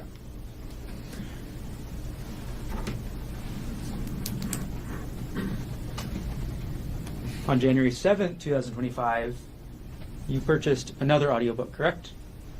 I don't recall. We'll put States Exhibit 106 up on the screen. And this is going to be page 6 of 7. On January 7th, 2025, you purchased an audiobook called Not Just Friends, correct? I thought we said that I purchased that on the 30th. January 7th, 2025. You purchased this audiobook, correct? Yes. And on January 7th, 2025, again, the title was Not, it's in little half quotes, Just Friends, right? Isn't that the same book that we said I purchased on the 30th?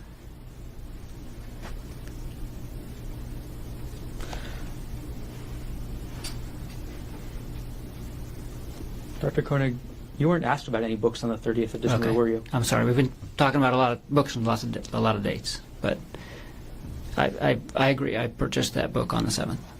Okay. So you agree you purchased this book on January 7th, 2025, correct? Yes. And obviously, when you purchased this book, you were still thinking about the affair, right? Yes. It was still on your mind, right? Yes. And you actually purchased this book, I'll zoom in on the email time, at 4:32 a.m., correct? Yes. So at 4:32 a.m., January 7th, you're still thinking about this, right? Yes.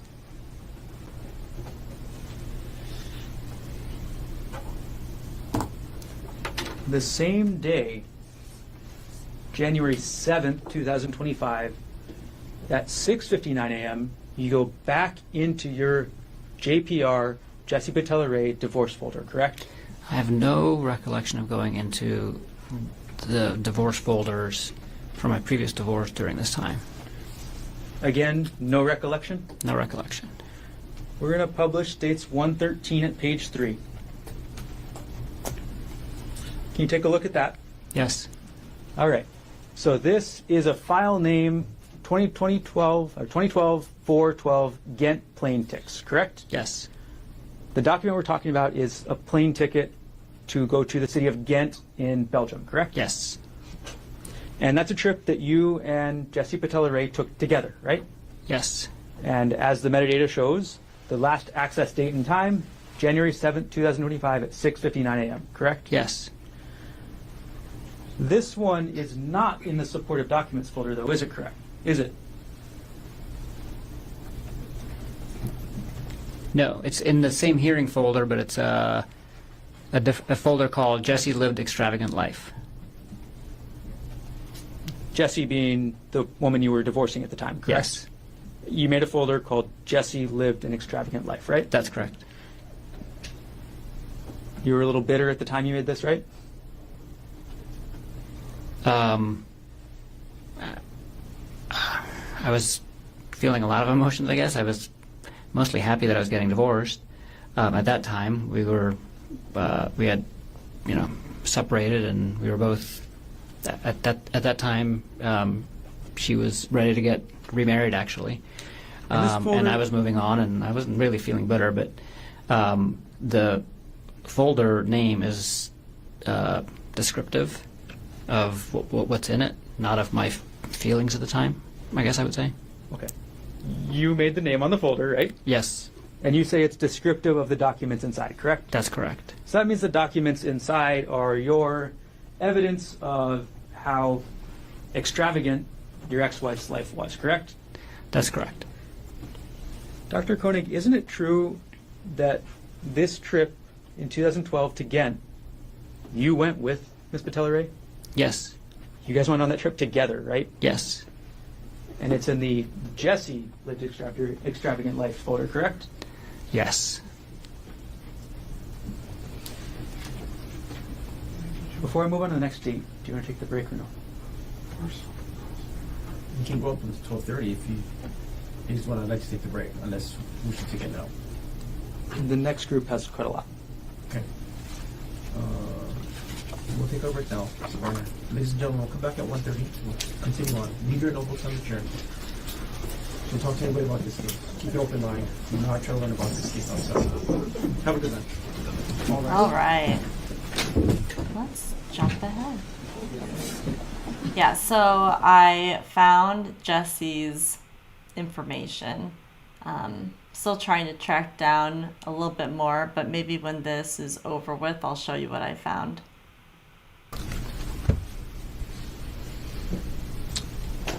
Good afternoon.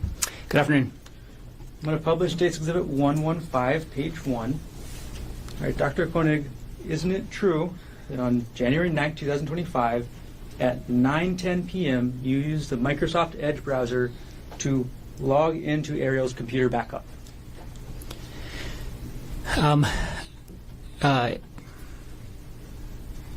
Yes. So what you're logging into that this exhibit shows is a backup of Arielle's hard drive created in 2011, correct? No. It's a portable hard drive that she had that had old documents on it. Okay. And you wanted to go into Arielle's old hard drive to look at the documents, right? That's right. And again, January 9, 2025, 9 p.m., correct? Yes. Or 9:10 p.m., correct? Yes. Okay. So, and this is through a program called Memio, right? I don't know what Memio is. All right. Well, regardless, you go in and No. you look at your documents, correct? Yeah, I just go in and look at the documents. I don't know what Memio is. All right. So you go into the folder for Ari, correct? Yes. And you go into the documents folder, right? Yes. And you go into the divorce folder, correct? Yes. And in that folder, you open a document called Notes. Is that right? Yes. Okay. Moving on to page 2 of the exhibit. This is the same folder, correct? Yes. Okay, the Ari folder. I'm sorry, this is a different folder. This is the Ari folder and then the downloads folder, correct? Yes. And the document you're looking at 9:14 p.m. on January 9, 2025 is called Complaint for Absolute Divorce. Is that Yes. right? And page 3 of the exhibit, this is also in the downloads folder, correct? That's correct. And the document you are viewing at 9:15 p.m. is called Rosen-Divorce, correct? Yes.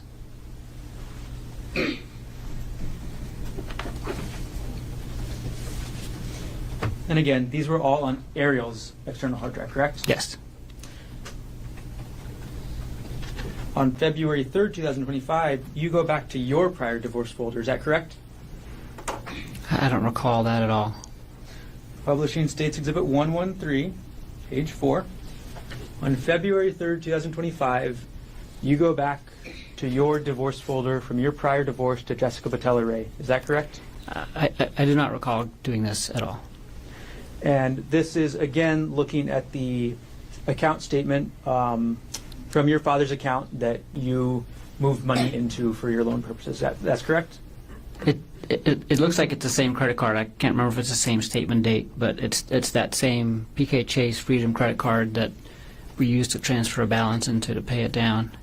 And the last access date and time from the computer system is February 3rd, 2025 at 8:42 a.m., correct? The last access date and time from the computer system is that date and time. That's correct. So between December 14th and February 3rd, there are 4 different accesses to your prior divorce folder on your computer, correct? From the computer system, yes. That you have no recollection of. That I have no recollection of. But you are looking at Arielle's documents on her hard drive about divorce, correct? Yes, I did look at that divorce folder on her portable hard drive on that date and time. And during that time period, you're also looking into Arielle's old pay stubs, right? Yes. You're also looking into your tax notes that include information about how much alimony and child support you paid, right? Again, I don't recall looking at a 2018 tax notes during that time, but that tax document was accessed by the system at that time, and that tax document does include alimony and child support. And you're researching these financial documents and these divorce documents because you want to see how much damage you're going to suffer in a divorce. Isn't that right? That's not right. In January, you also review your wedding documents again. Is that correct? I don't recall. Maybe show me what you're discussing.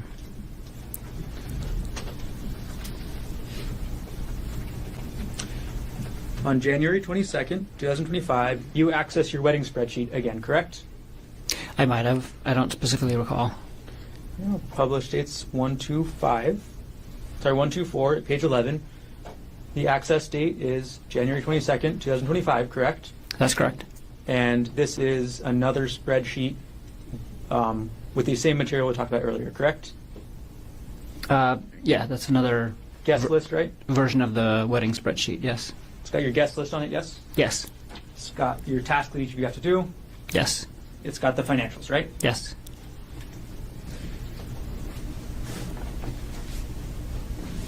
And on the same date, January 22nd, 2025, at 3:04 p.m., you view a document called Worthington Konig Wedding Room Block 9.14.18, correct? I don't remember doing that at all. You have no recollection of I this. have no recollection of doing that. It's the same date as the Excel spreadsheet, right? Yes. We're going to publish dates 124 at page 12. And again, if you can look, the file system last access date, January 22nd, 2025 at 3:04 p.m., correct? Yes, I see that. Okay. And in this document, this is the reservation for the venue of your wedding, correct? That's right. And it specifically shows how much that cost. Isn't that right? I have no recollection of what's on that document. No recollection. Okay, we'll publish to the next page.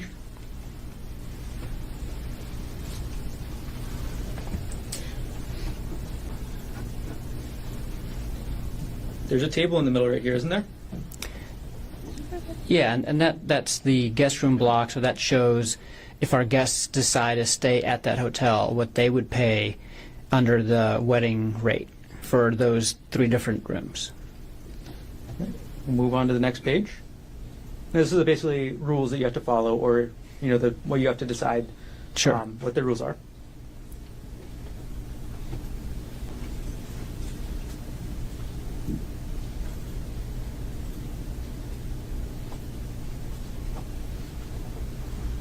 And this has an anticipated revenue section, correct? Yeah, so they had a minimum. So we were holding our wedding at this venue, and they had a minimum revenue that they needed to generate from room reservations from our guests, and that was the minimum. And the overall cost for your wedding was $55,000 approximately, correct? That sounds about right. I don't recall the exact number. But And you were is looking at- that in that document? I Is asked that- you in general. No. Oh, I'm just wondering where you got your number from. The overall cost from your wedding is from your spreadsheets, correct? Yes. So you're looking up multiple different spreadsheets with the cost, right? I have no recollection of looking at the wedding room block document. I don't have a recollection of looking at the wedding spreadsheet either, but I could potentially think of a reason why I would have done that. But I've no recollection of opening that wedding room block and have no idea why I would have done that. The next date that you open the wedding spreadsheet is February 24th, 2025. Isn't that correct? I don't remember opening the wedding spreadsheet, but You don't recall? Okay. You also open a document called Final Floral Proposal on March 14th, 2025. Isn't that correct? no, I don't think I did. I don't remember doing that. And if that's related to the wedding, I certainly did not look at the floral contract or whatever. What is it called? You're saying you did not look at the floral contract No. or the final floral proposal. Is that right? I 100% did not look at the final floral proposal for our wedding in March. The published states 124 at page 21. The document that we're looking at has a file name of final floral proposal, correct? That's correct. File system, last access date and time, March 14, 2025. Yeah, the computer system accessed it on that date and time. I have no recollection of opening this document and looking at that date and time. The computer system did all this. Yes. The computer system opened this document, is what you're saying today. I'm not sure what Where the does computer access system go? did. It says accessed. That is what the computer It system. says access. Just that. The computer system accessed this document, right? That's correct. Okay.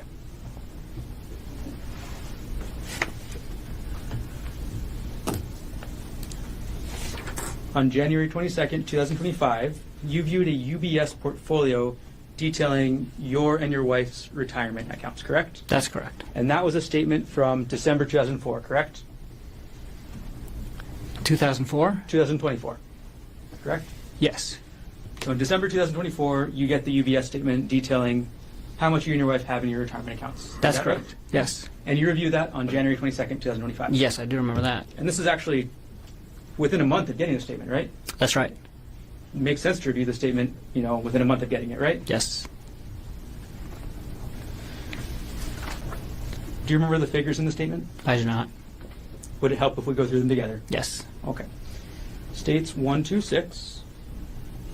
We'll publish starting with the first page. This is just the metadata, again, that shows you you accessed this on January 22nd, 2025, correct? Yes. And again, statements from December 2024, right? Yes. Okay. We're going to look at a page detailing your Roth IRA, your Roth IRA next, okay? Okay, here's a summary page, correct? Yes.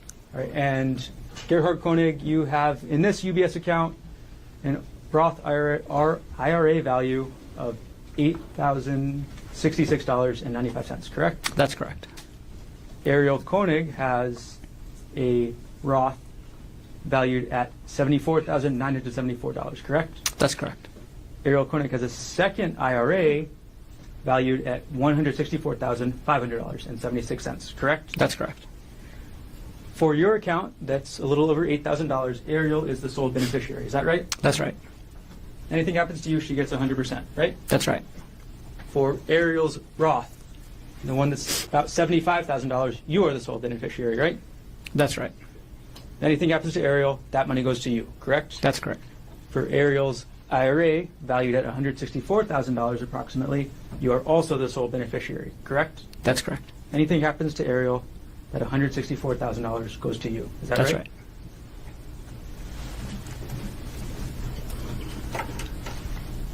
In January 22nd, 2025, that's about the same time that you're doing all your life insurance work, right? That's right. And that's the same, or around the same time that you send Arielle that email instructing her to get a $250,000 life insurance policy, correct? I did not instruct her to get that. It was a discussion that we had together, and the email was a summary of the product and the person to talk to after I contacted AAA. So I wasn't telling her to get life insurance. It was, here, contact this guy and ask for this product to get the life insurance that we discussed. And you sent that on January 21st, is that correct?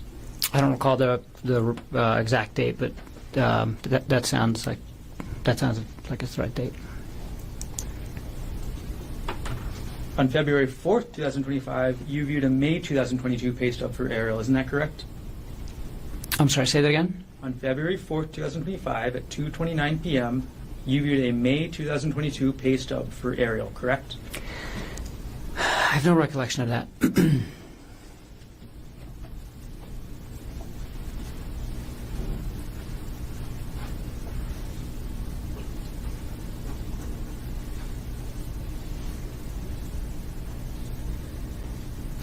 We'll publish States Exhibit 125 at page 22. This is the metadata, correct, Dr. Konig? Yes, And again, the document we're looking at is a pay stub, correct? that's right. There's one pay stub from 2022 at the end of May. And this is in your taxes folder on your computer, right? Yes, that's in the shared drive in the taxes folder. That's correct. Your testimony today is you have no recollection of looking at this. I have no recollection of looking at this.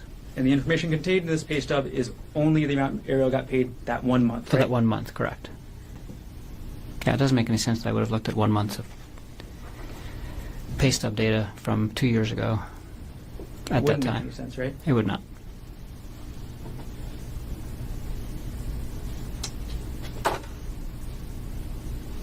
On March 14th, 2025, you viewed a 2018 Wealthfront account statement for Arielle. Isn't that correct?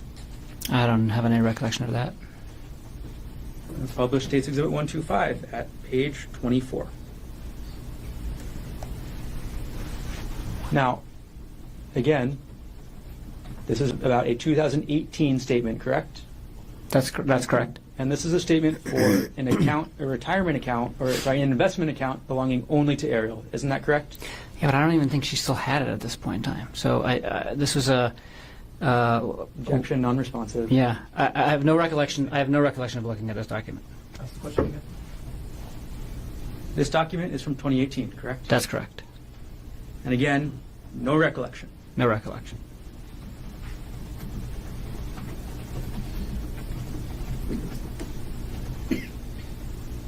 On March 16th, 2025, you viewed a document, again, about Arielle's retirement accounts, correct?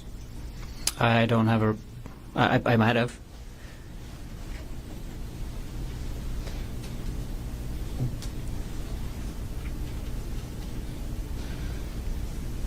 In a published States Exhibit 125 at page 36. On March 16th, 2025, you accessed a document that belongs, or that is about Arielle's financials, correct?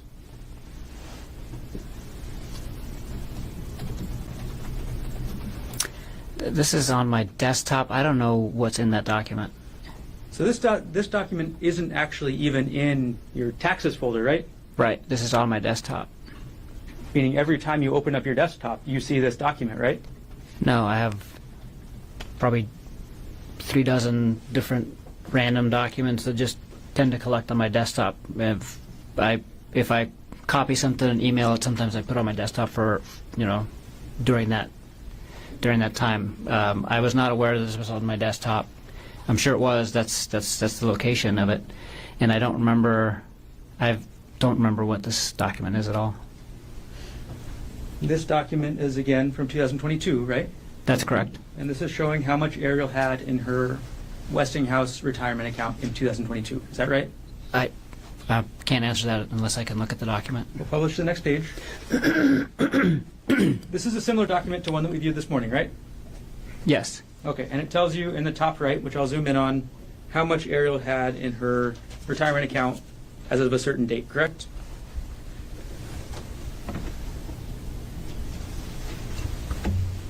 Yes. It says the total value of that account, and what's the date? The date was, the account summary shows 2022 in November, correct? Oh, yeah. So this document is about Arielle's retirement account from November 2022, correct? That's correct. Yeah, I remember looking at this. I did look at this. Okay, now you do remember looking at I do, this. yes. Okay.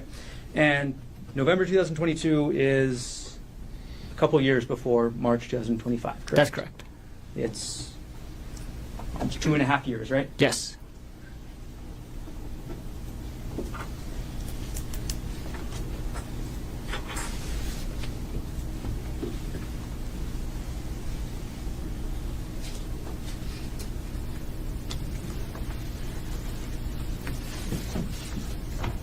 Now, you've been asked about your research into hiking, is that right? That's right. And you testified yesterday that you do a lot of hiking, right? I do. Isn't it true that there are only searches and computer data related to hiking between the dates of February 28th, 2025 to March 4th, 2025 on that computer. That's correct. Well, objection. There was a search range in the search warrant. Do we speak in objections? There was a search range in the search warrant.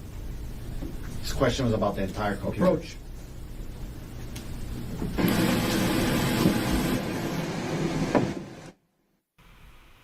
Let's keep it moving.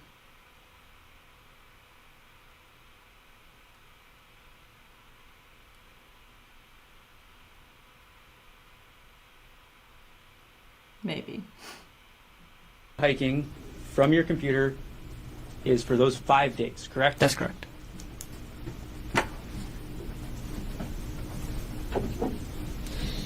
And in January 2025, you actually treated a woman in the course of your work for having a rock fall on her at a waterfall. Is that right? That's right. You saw the injury that she got from that rock, correct? I did. You saw what kind of treatment she needed, right? Yes. And in February, at the end of February, that's when you started researching hikes, correct? That's correct. Published states 111. Publishing states 111 at page 1.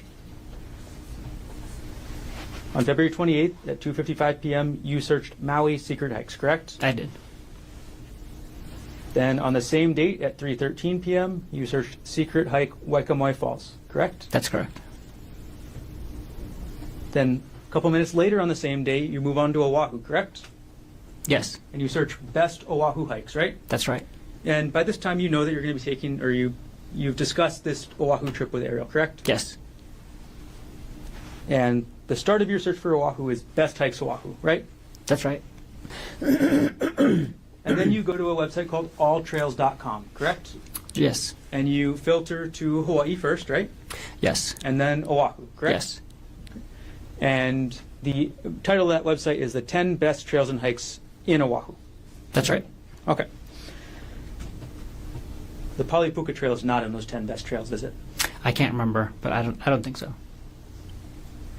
Publishing next page to page 5. So February 28, 2025, 3:30 p.m., you click on a YouTube link titled Easy Hike on Oahu, Makapu'u Lighthouse Trail. Is that right? That's correct. Okay. And just a couple seconds later, publishing the next page, again at 3:30 p.m., you click on a different YouTube link for the top 10 easy Oahu hikes for everyone. Is that right? Yes. So first you look at best hikes, right? Yes. And then you see these 2 YouTube videos for easy hikes, right? Yes. You don't watch these full videos, right? Probably not. You don't watch these videos because at next page, 7 out of 10, 3:31 p.m., you're looking up difficult hikes, right? That's right. Because easy hikes is not for you, right? Yeah, the hikes that I found on the Easy Hikes website wasn't what we were looking for. Difficult hikes are generally more dangerous, right? Sometimes. Sometimes they're just longer. Difficult hikes have rougher terrain, right? Sometimes. Difficult hikes have higher drop-offs, right? Not necessarily. Difficult hikes can have more exposure, correct? They could. And these difficult hikes, these are the kinds of hikes you were interested in, right? Yes. Now, your search for difficult hikes brought you to a website called journeyera.com. Is that right? That's right. And the first page you looked at on journeyera.com, I'm going to scroll to page 8 of this exhibit, is the URL just says Oahu hikes. Is that right? That's right. And again, you're listing Journey Era on February 28, 2025, correct? Yes. So this is still the first day that you're researching hiking, correct? That's correct. And moving on to the next one. Next page, page number 9. You end up going to a page on journeyera.com saying the 35 best hikes on Oahu, the ultimate guide, right? Yes. Although the URL talks about the Stairway to Heaven, this is actually a list of 35 hikes, correct? Yes. Okay. And on that list, you see the Palipuka hike, correct? Yeah, among 34 others. And then, on March 3rd, 2025, you go back to the journeyera.com website. Is that right? That's right. And this time, you're going to look at the Palipuka hike page specifically, correct? That's correct. Okay, March 3rd, 2025, 7:19 a.m., correct? That's correct. Okay. And you've seen the website you looked at up on the screen, yeah? Yes. Okay, we're going to put it up and go through it together.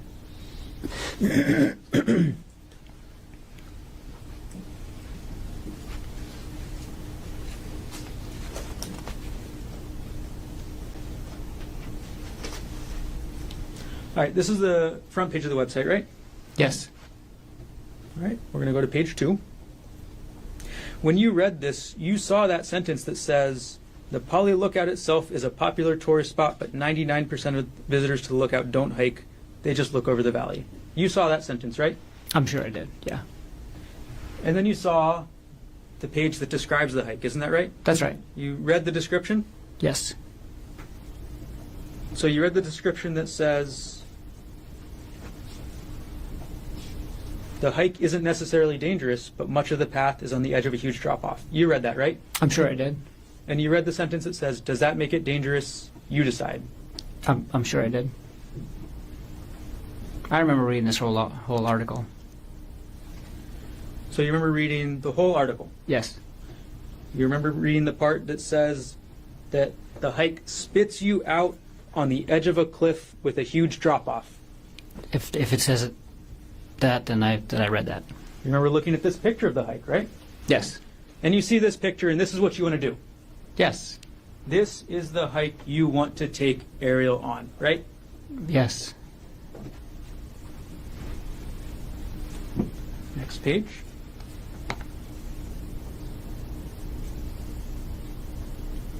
In this page, the author describes and shows a picture of themselves enjoying themselves, right? That's right. They're looking out over the entire windward side, is that right? That's right. And this picture on this side has the puka, is that right? That's right. And this is at the end of the hike, right? I assume so. Actually, from what I've remember from the description is that you can keep going past this for a little while still, but it's close to the end. And I've never- this is I've never ultimately been where there. you want to take Arielle, right? Yes. This was the plan, to take her to this section, correct? Yes. And to take Arielle to this section of the puka, you have to take her through this section, correct? Yes. You have to take her along this trail, along the cliff. Is that right? Presumably, I never got to this point in the trail, but according to the pictures, yes. You never got this far in the trail, right? No. The plan was to get that far in the trail, though, right? Yes.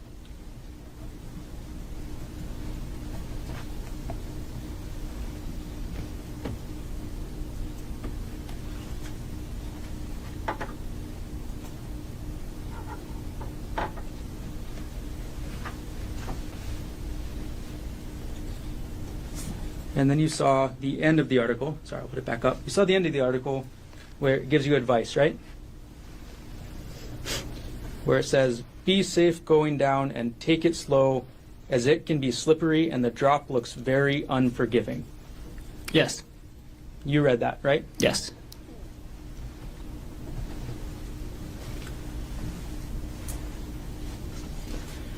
Now, while this is all going on, you've also been working on updating the insurance, correct? Yeah, so we applied at the end of January, and this was March 4th. Yeah, by this time I think Aries' policy had already gone through, and either one, and maybe one of my policies did, but not both. Your insurance policy doesn't go through partially until March 12th and then completely on March 24th. Is that correct? That sounds right. On March 17th, you actually search up Arielle's profile on Facebook again. Is that correct? I don't have a specific recollection of that, but I probably did. And on March 4th, 2025, you were also looking at WhatsApp again, correct? Probably. I was using WhatsApp every day You were using WhatsApp every day. for work. Now,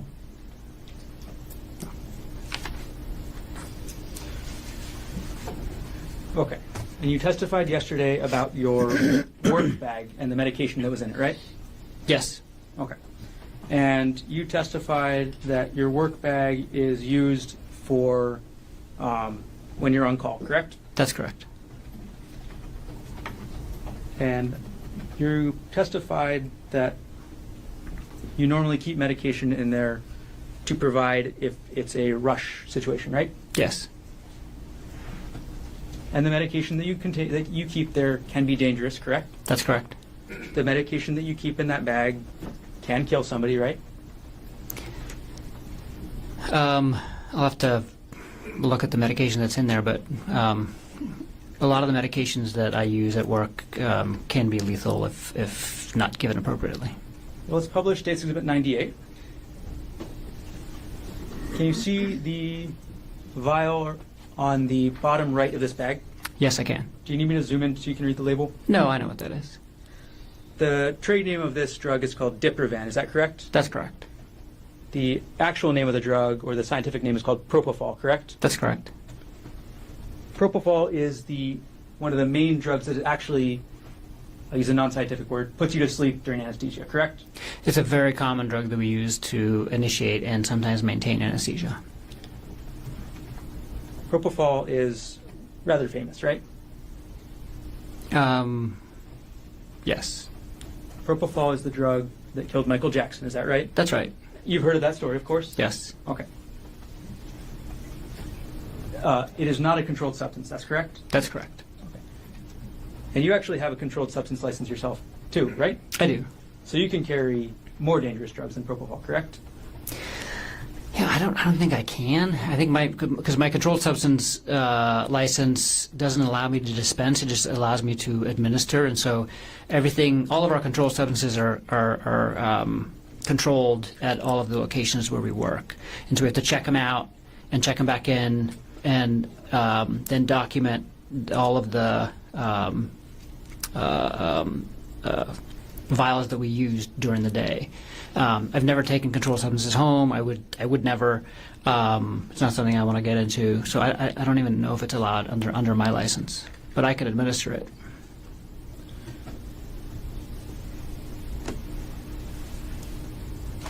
All right.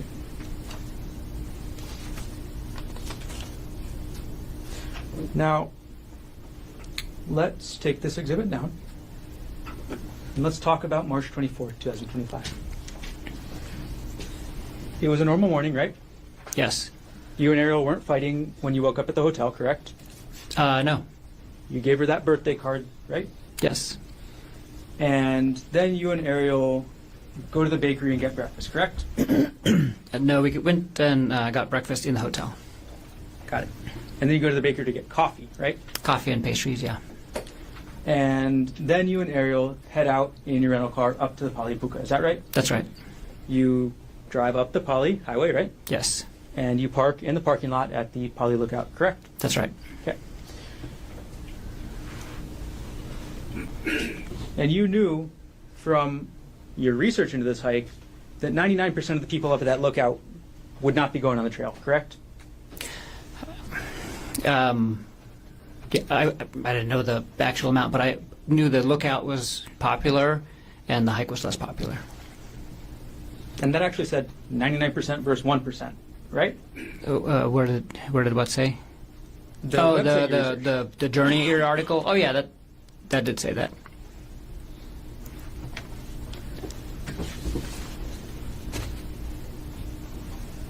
The website even told you, does that make the hike dangerous? You decide. Is that right? No, the website when the website said that, it was talking about the trail being next to a cliff, not the trail being some isolated, secluded spot that there's no people. The website said you decide if the trail is dangerous, correct? No, the website said specifically, it's not dangerous if you stay on the trail, but if you don't stay on the trail, you might fall off the cliff. Is that dangerous? You decide. And you saw that cliff, right? I did. On the picture. And you saw that cliff was at minimum several hundred feet high, correct? Yes. You know, common sense tells you somebody falls off that cliff, they're going to die, right? That's correct. And the website even tells you that the hike spits you out on the edge of a cliff with a huge drop off. Is that right? That's right. And that photo that we looked at shows the trail going right along the cliff edge, correct? For parts of it.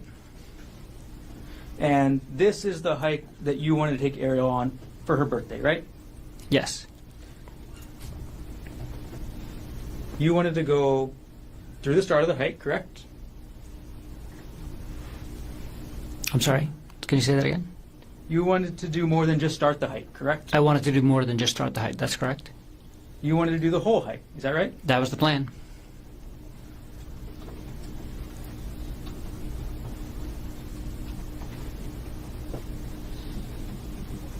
You wanted to take Arielle through that cliffside path that we saw in that photo, correct? Yeah, I wanted to take her on the hike and go with her on the hike and make it all the way to the puka. That was the plan. In Publishing States Exhibit 122, you wanted to take Arielle along this path, right? That's right. Wouldn't you agree that that path is right on the edge of the cliff? Yeah, it's very, very close to the edge of the cliff. It's a narrow path, right? It's a narrow path, and then there's a little narrow strip of grass and rocks, and then there's the cliff. An empty void, right? Yes. Nothing to hold on to, right? For this part of the trail, not much. I mean, there's some brush on the other side, but you have to really watch your step. But Arielle didn't go that far on the trail that day, did she? No. Because Arielle didn't want to hike anymore, right? Yeah, there came a point in time where Arielle did not want to hike anymore. Arielle deviated from your plan to go up this part of the trail, right? I wouldn't characterize it like that. Well, you planned to go up this part of the trail, correct? That's correct. And Arielle didn't follow through with that part of the plan, right? Yeah. And at some point, you actually continue up the trail yourself, right? That's right. Without Arielle, That's right. on her birthday. That's right. But she didn't follow you, correct? No. She didn't follow you up to this narrow trail with this massive cliff, correct? That's correct. And then you went back down, isn't that right? That's right. And you saw that she was still there, right? Yes, And it was a surprise to you, right? it was. It was a surprise to you because you still had a chance to go through with your plan, right? What plan are you referring to?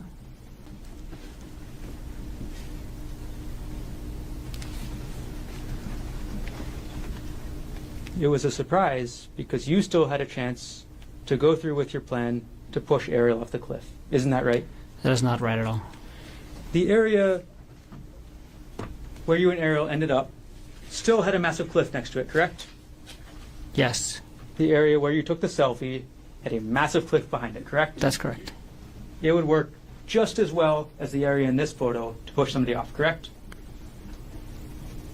It would work just as well to push somebody off. What do you, like, I don't understand the question. Well, somebody would be just as dead if they fell off this part or if they fell off the part where you guys ended Absolutely. up. Yes? They would be as dead falling anywhere along this trail because the cliff is extremely high. I'm going to take these a bit down.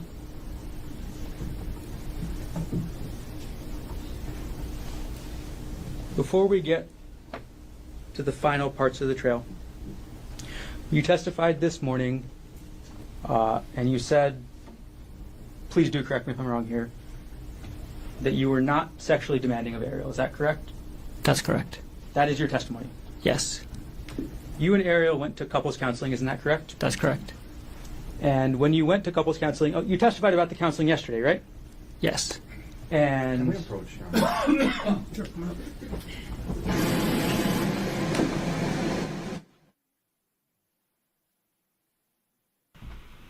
Let's skip ahead.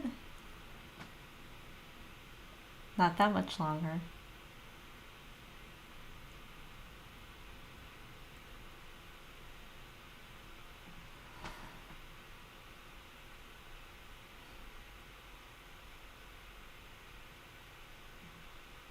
And so it's not fair to characterize it like we were going to finish one and then move on to the other. But we were definitely going to.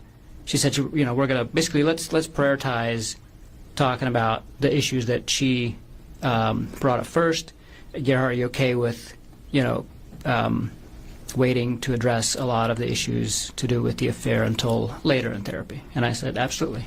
And you testified yesterday that those issues about the affair were never really resolved. Is that right?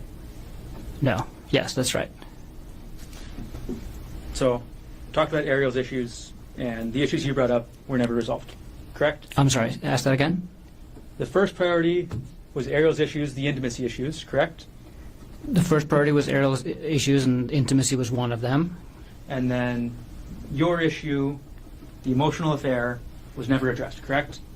And our issue, the affair, wasn't adequately addressed ever either. And neither were the emotional issues. And I have to say, part of the affair and the aftermath of the affair, I had emotional issues, intimacy issues as well with her. So the intimacy issues went both ways.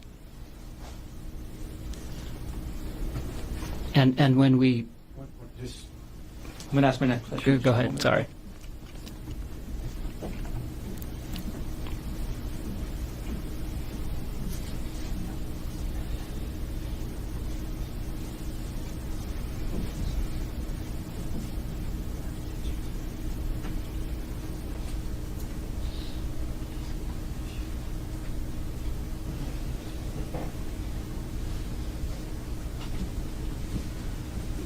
Okay.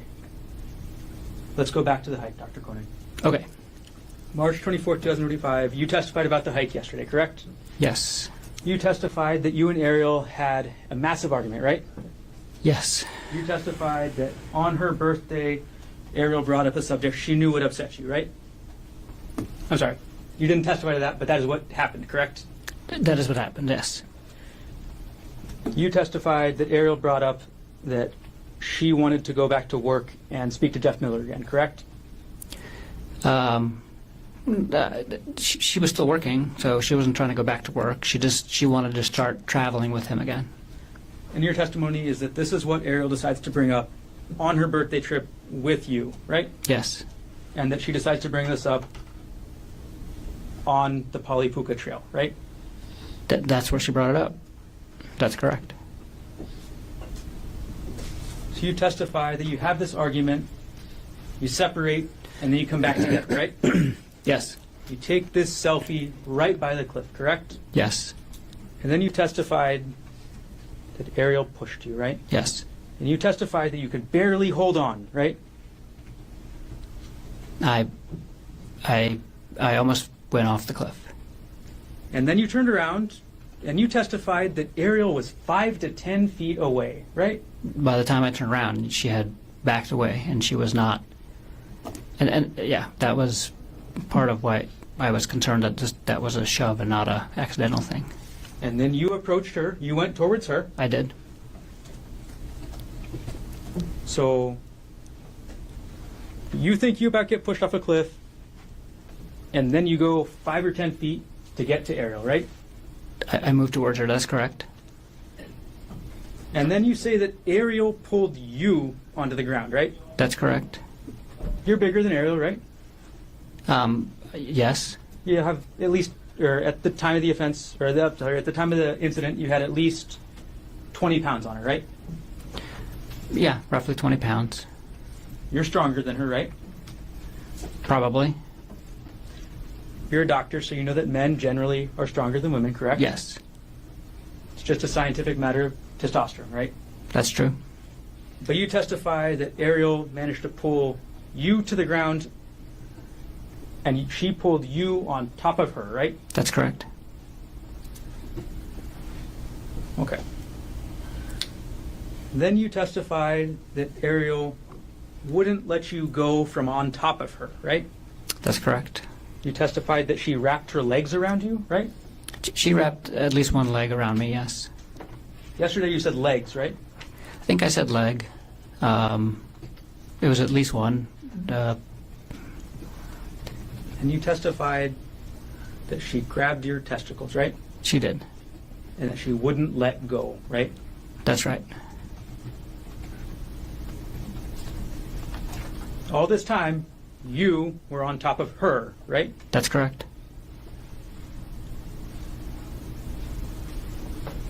And then you testified that Arielle took that rock.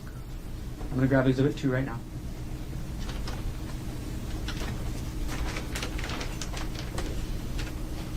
You testified that Arielle took this rock and hit you in the face. Isn't that right?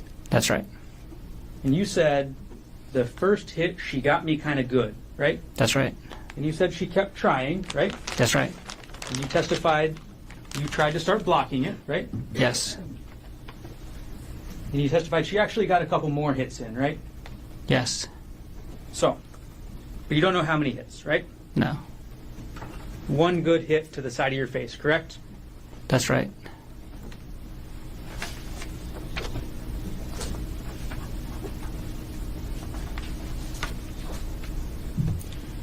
I'm going to publish State's Exhibit 236.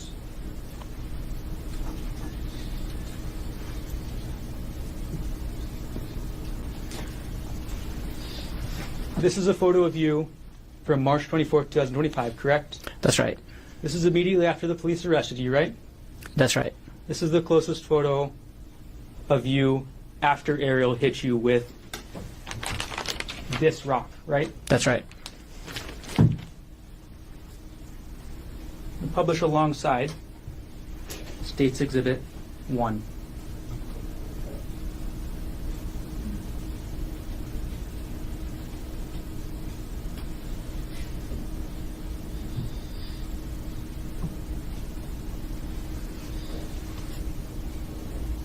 Okay, so on the right side, we have you after Arielle got one good hit with you with the rock, right? That's right. And on the right side, we have you after Arielle kept hitting you with the rock and got a couple other less good hits. Is that right? That's right. On the left side of the It's screen, gonna fix itself. you in a testified that second. you hit Arielle 2 times, right? That's correct. On the left side of the screen, we have the results that you say you hit her only 2 times, correct? That's correct. Let's move on to the next day. And lastly, we'll put up on the left side States 1, 2, 8.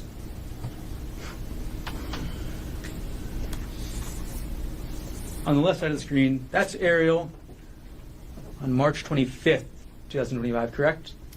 I don't know when that picture was taken, but I'll take your word for it. That's Arielle the day afterwards, right?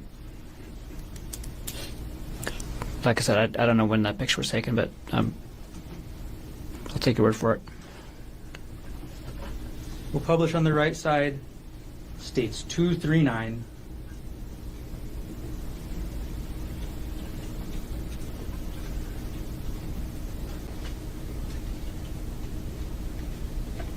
We'll flip it upside correctly. And this is you again, correct? Yes. This is you on March 25th, 2025, right? I think that was like the night of, like just after midnight, but it was after the previous picture. That's right. This is you one day after Arielle hit you really good with this rock, isn't it? That's right.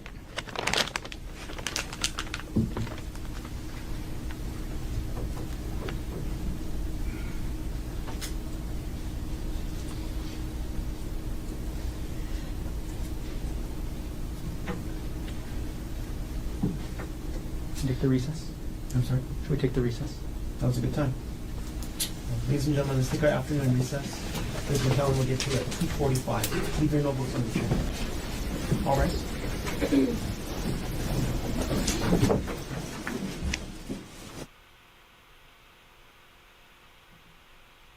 Can you read that right? Yes. Okay, Gerhardt, I'm going to just try to jam through this. I know it's been a long day. You were asked about going into detective mode. Why did you go into detective mode when you saw these things and learned about what Arielle had been doing or communicating, the way she was communicating with Mr. Miller? Why did you go into detective mode? I just needed to find out details about the relationship. Okay.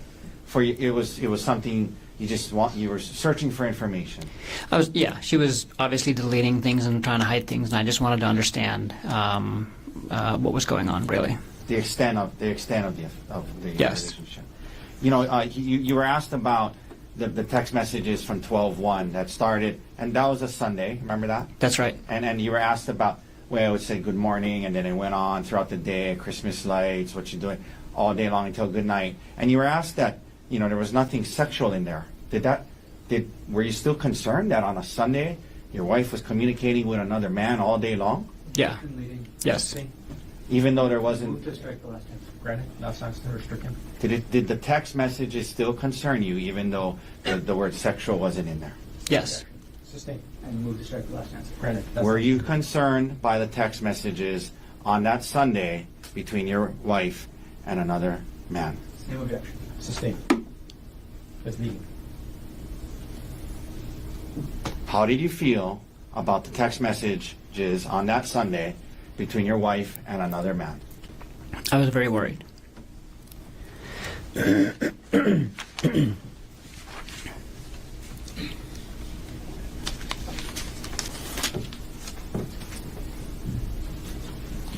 Why did you tell Bryant first? Why did you reach out to Bryant?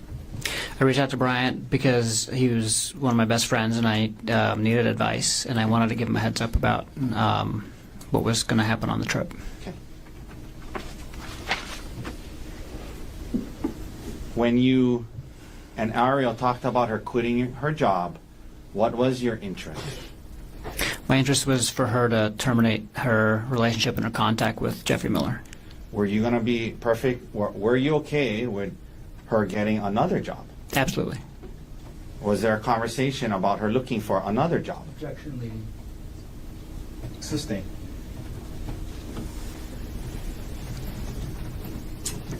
Did you and Arielle talk about what would happen if she quit her current job? Yes. And what did you guys discuss? She was going to look for another job. Okay. You were asked a lot about her this conversation about her moving out and then not. Initially, what was your thoughts about her moving out initially when you found out about it in San Luis Obispo? I would have preferred if we could deal with the affair in an isolated environment, and so it would have been preferable if she had moved out. Did you eventually change your thoughts on that? Yes.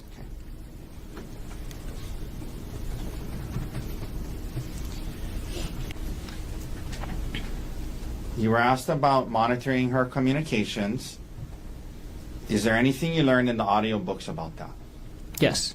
What did you learn from the audiobooks about monitoring her communications and her sharing, giving up some privacy during this healing period? I learned that as part of rebuilding trust in a relationship after an affair, especially in the digital age, it is going to require proactive giving up of some degree of privacy by the cheating spouse. Okay. Now, you were asked about in the December time period certain things that on your computer when they ran this access search indicated it was accessed. Okay, so I'm going to quickly ask you. I'm not going to spend hours on it. Okay. Ask you a few questions about it. Yeah. The things about Reddit and the audiobooks and things to do with infidelity. Why were you looking up these things in late December? Because I was working on our relationship. Were you still having a hard time with it all? I was.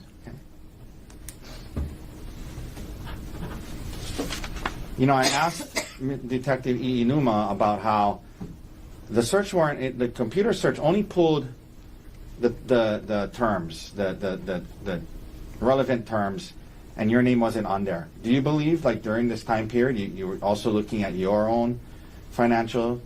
I most certainly was. Beyond the scope and expertise.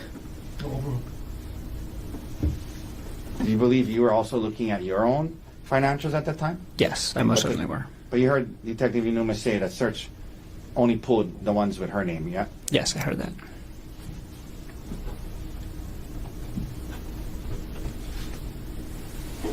You mentioned at the end of the year, sometimes you were saying you're asked about. I just want you to explain a little more. So, at the end of the year, when you're doing some tax planning, would you commonly look through certain files? Meeting. No, overruled. You can answer that. Yeah, and not just tax planning, but just financial planning, like budgeting and things like that, and kind of reviewing, like, you know, how our retirement accounts were doing, and it was more than just tax planning. You know, there was a retirement account of Aries that they brought up. So Yes. I wanted to ask you. I think you're trying to explain, but why do you have a recollection of why you might have been looking at her retirement account? Yeah, so she had Tell the jury why. she had like almost $200,000 in her retirement, and when we purchased our house, we purchased it through UBS actually. So they actually do home loans as well, and as part of that, they convinced us to move all of her retirement into one of their accounts, which is a managed account. So they charge a fee on it, and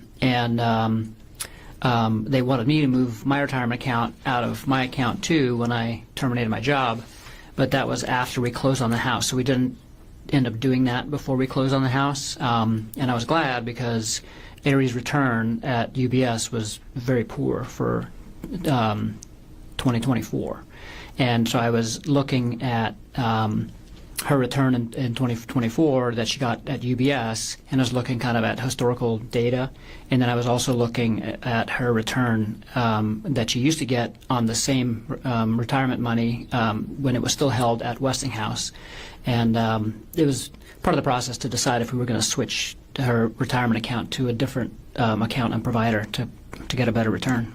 Okay. You know, all these financial documents they brought up, were you trying to, like, see if it would be cheaper to kill her than divorce her? No.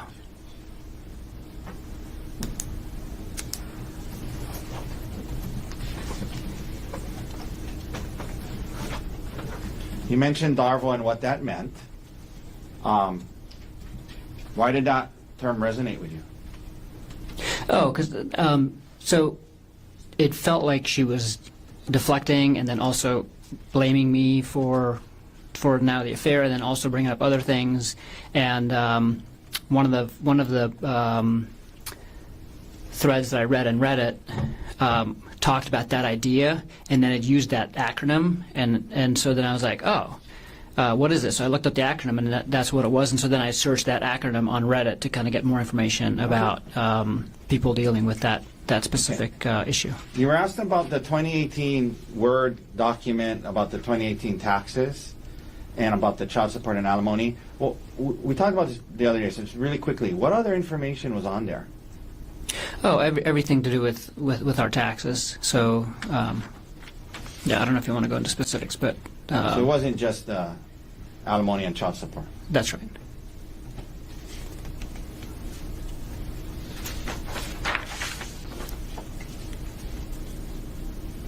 Do you typically wake up early in the morning? Yes.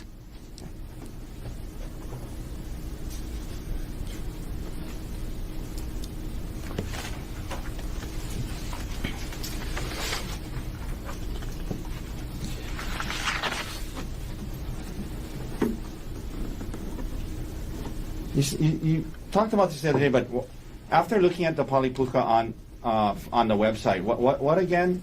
Why did it seem like a good one for you guys? What was the reasons? Yeah, I thought that was going to be a really good hike for us to do because, like the prosecutor mentioned, it has these expansive views of the entire East Oahu. I'm sorry, West Oahu. No, East Oahu.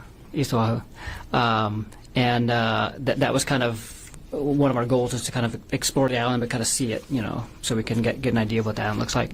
It was a relatively difficult hike, which we're kind of used to, and we like hikes like that. That's like a little bit out of the ordinary. And it ended up, at this really cool spot where we could take a picture. It was close to Waikiki, and it was a short hike. Okay. Fit into You our guys wanted schedule. to do other things that day. Yes. Okay. 1 second.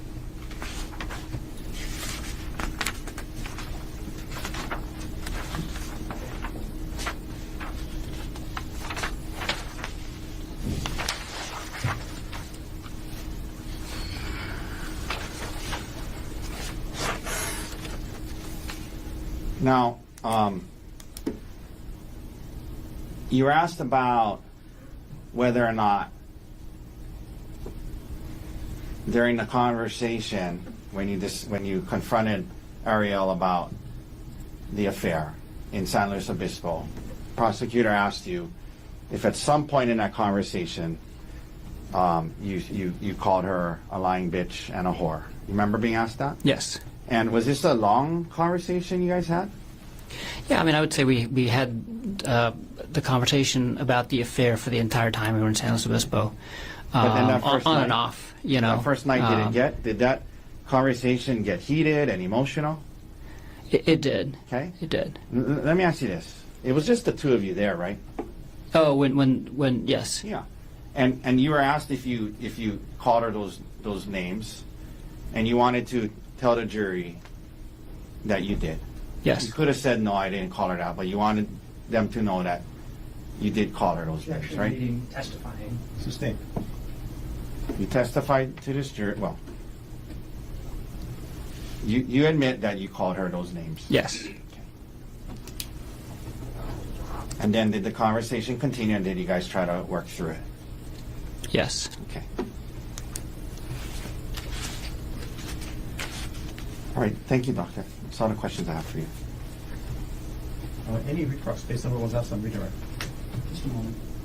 Take your time. Actually, before we begin, may we approach on the record? Yes.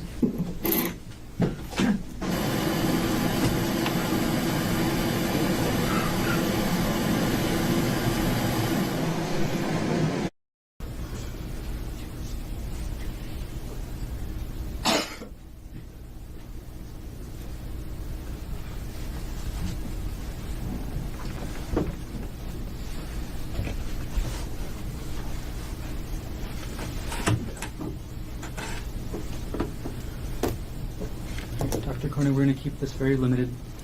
I'm going to go through two situations. Situation one, if Ari divorces you, you're likely going to be paying child support, correct? Yes. And we know from your last marriage that's very expensive, right? It's not that expensive, but You paid almost $30,000 a year in 2018, correct? it's not a reason why I wouldn't divorce her if we had a good reason for it. Is all I'm saying.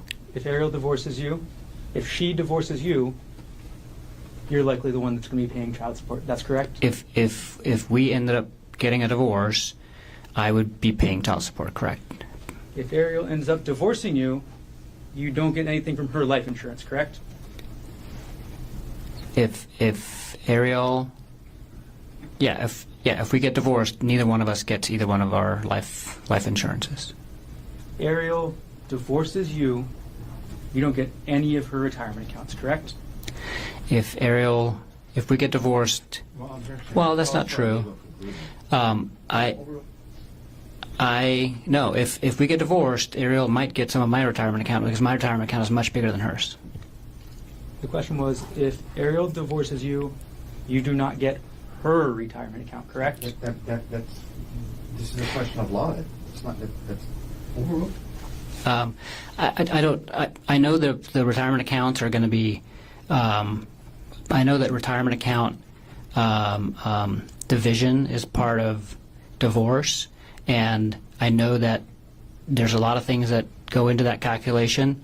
I know that my retirement account is much bigger than her retirement account, and I'm not sure what portions we'll be able to keep because it's based on when the contributions were made and things like that. You know that you're likely not going to be taking her retirement if she divorces you, correct? Like I said, I don't know what's going to come of all that. It's a complicated. It's much more complicated than the life insurance issue, for example. And you know that if Ari divorces you, a likely outcome would be 50-50 custody, correct?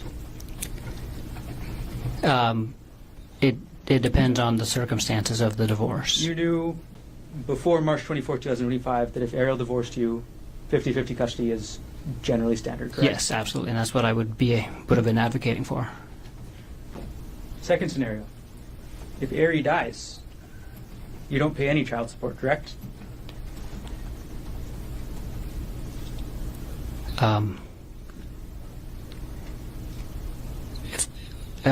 If Ari No. dies, if Ari died when? If Arielle Konig dies, you're not going to be paying her any child support, correct? No, because she's If- dead. If Ari dies, and yes, I would not be paying. Yes, I would not be paying a dead person child support. Yes. If Arielle dies, you get the $250,000 life insurance policy she took out, correct? Yes. That your your suggestion, correct? Not my suggestion to take out the life insurance policy. It was a joint decision. If Arielle dies, you get $250,000 from her retirement, correct? Yes. As the sole beneficiary, correct? Yes. If Arielle dies, you get full custody of the kids, right? If Arielle dies, I'm the only parent left. Yes. No further questions. Mr. Talkie? If you get convicted of this charge, Objection. She Hang gets on, full- she hang gets on. full custody. Approach.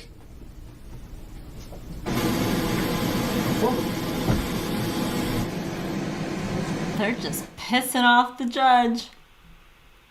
I wish they didn't mute it. It sounded like he was going to be yelling.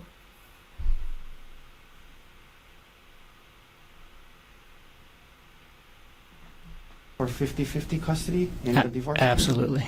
Okay. You were asked about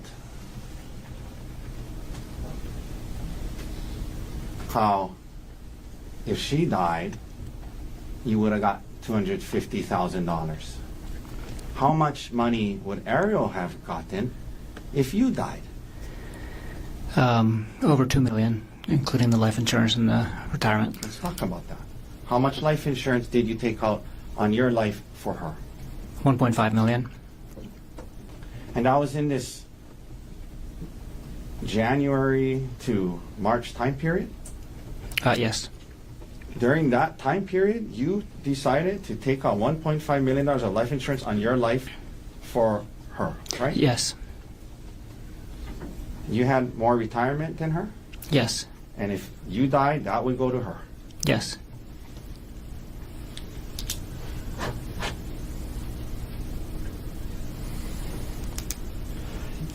They brought up child support. Throughout, when you were your two older kids, they asked you about that. After you and their mom split up, did you pay child support? Yes. Did you feel it was the right thing to do? Yes. Did you want to do that for your kids? Yes. If you and Ari got divorced, would you be willing to pay child support? Yes, absolutely. Would you do financially whatever you needed to do to make sure your kids had a good life? Yes. All right. Thank you, Gerhardt. Any other questions? No further questions. Doctor, thank you. You can return back to council state.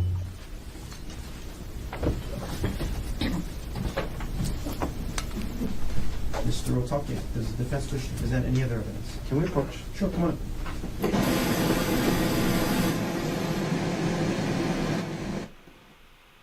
All right. And that wraps up his time. Okay. They're done. They stand up for the jury who's leaving the room at some point. But wow. What do you think? I think that he is probably very guilty, but I also do believe his emotional state. When we were watching yesterday, there were like at least 5 times that he was trying to fight back tears. I don't understand how the airport security let him bring syringes with stuff in them. How do you not notice that? It's so bad. All right, I am gonna Ladies and call gentlemen, it we're releasing for the day. It's a long weekend. along with them. At some point I'll be on tomorrow. I'm not sure exactly when yet.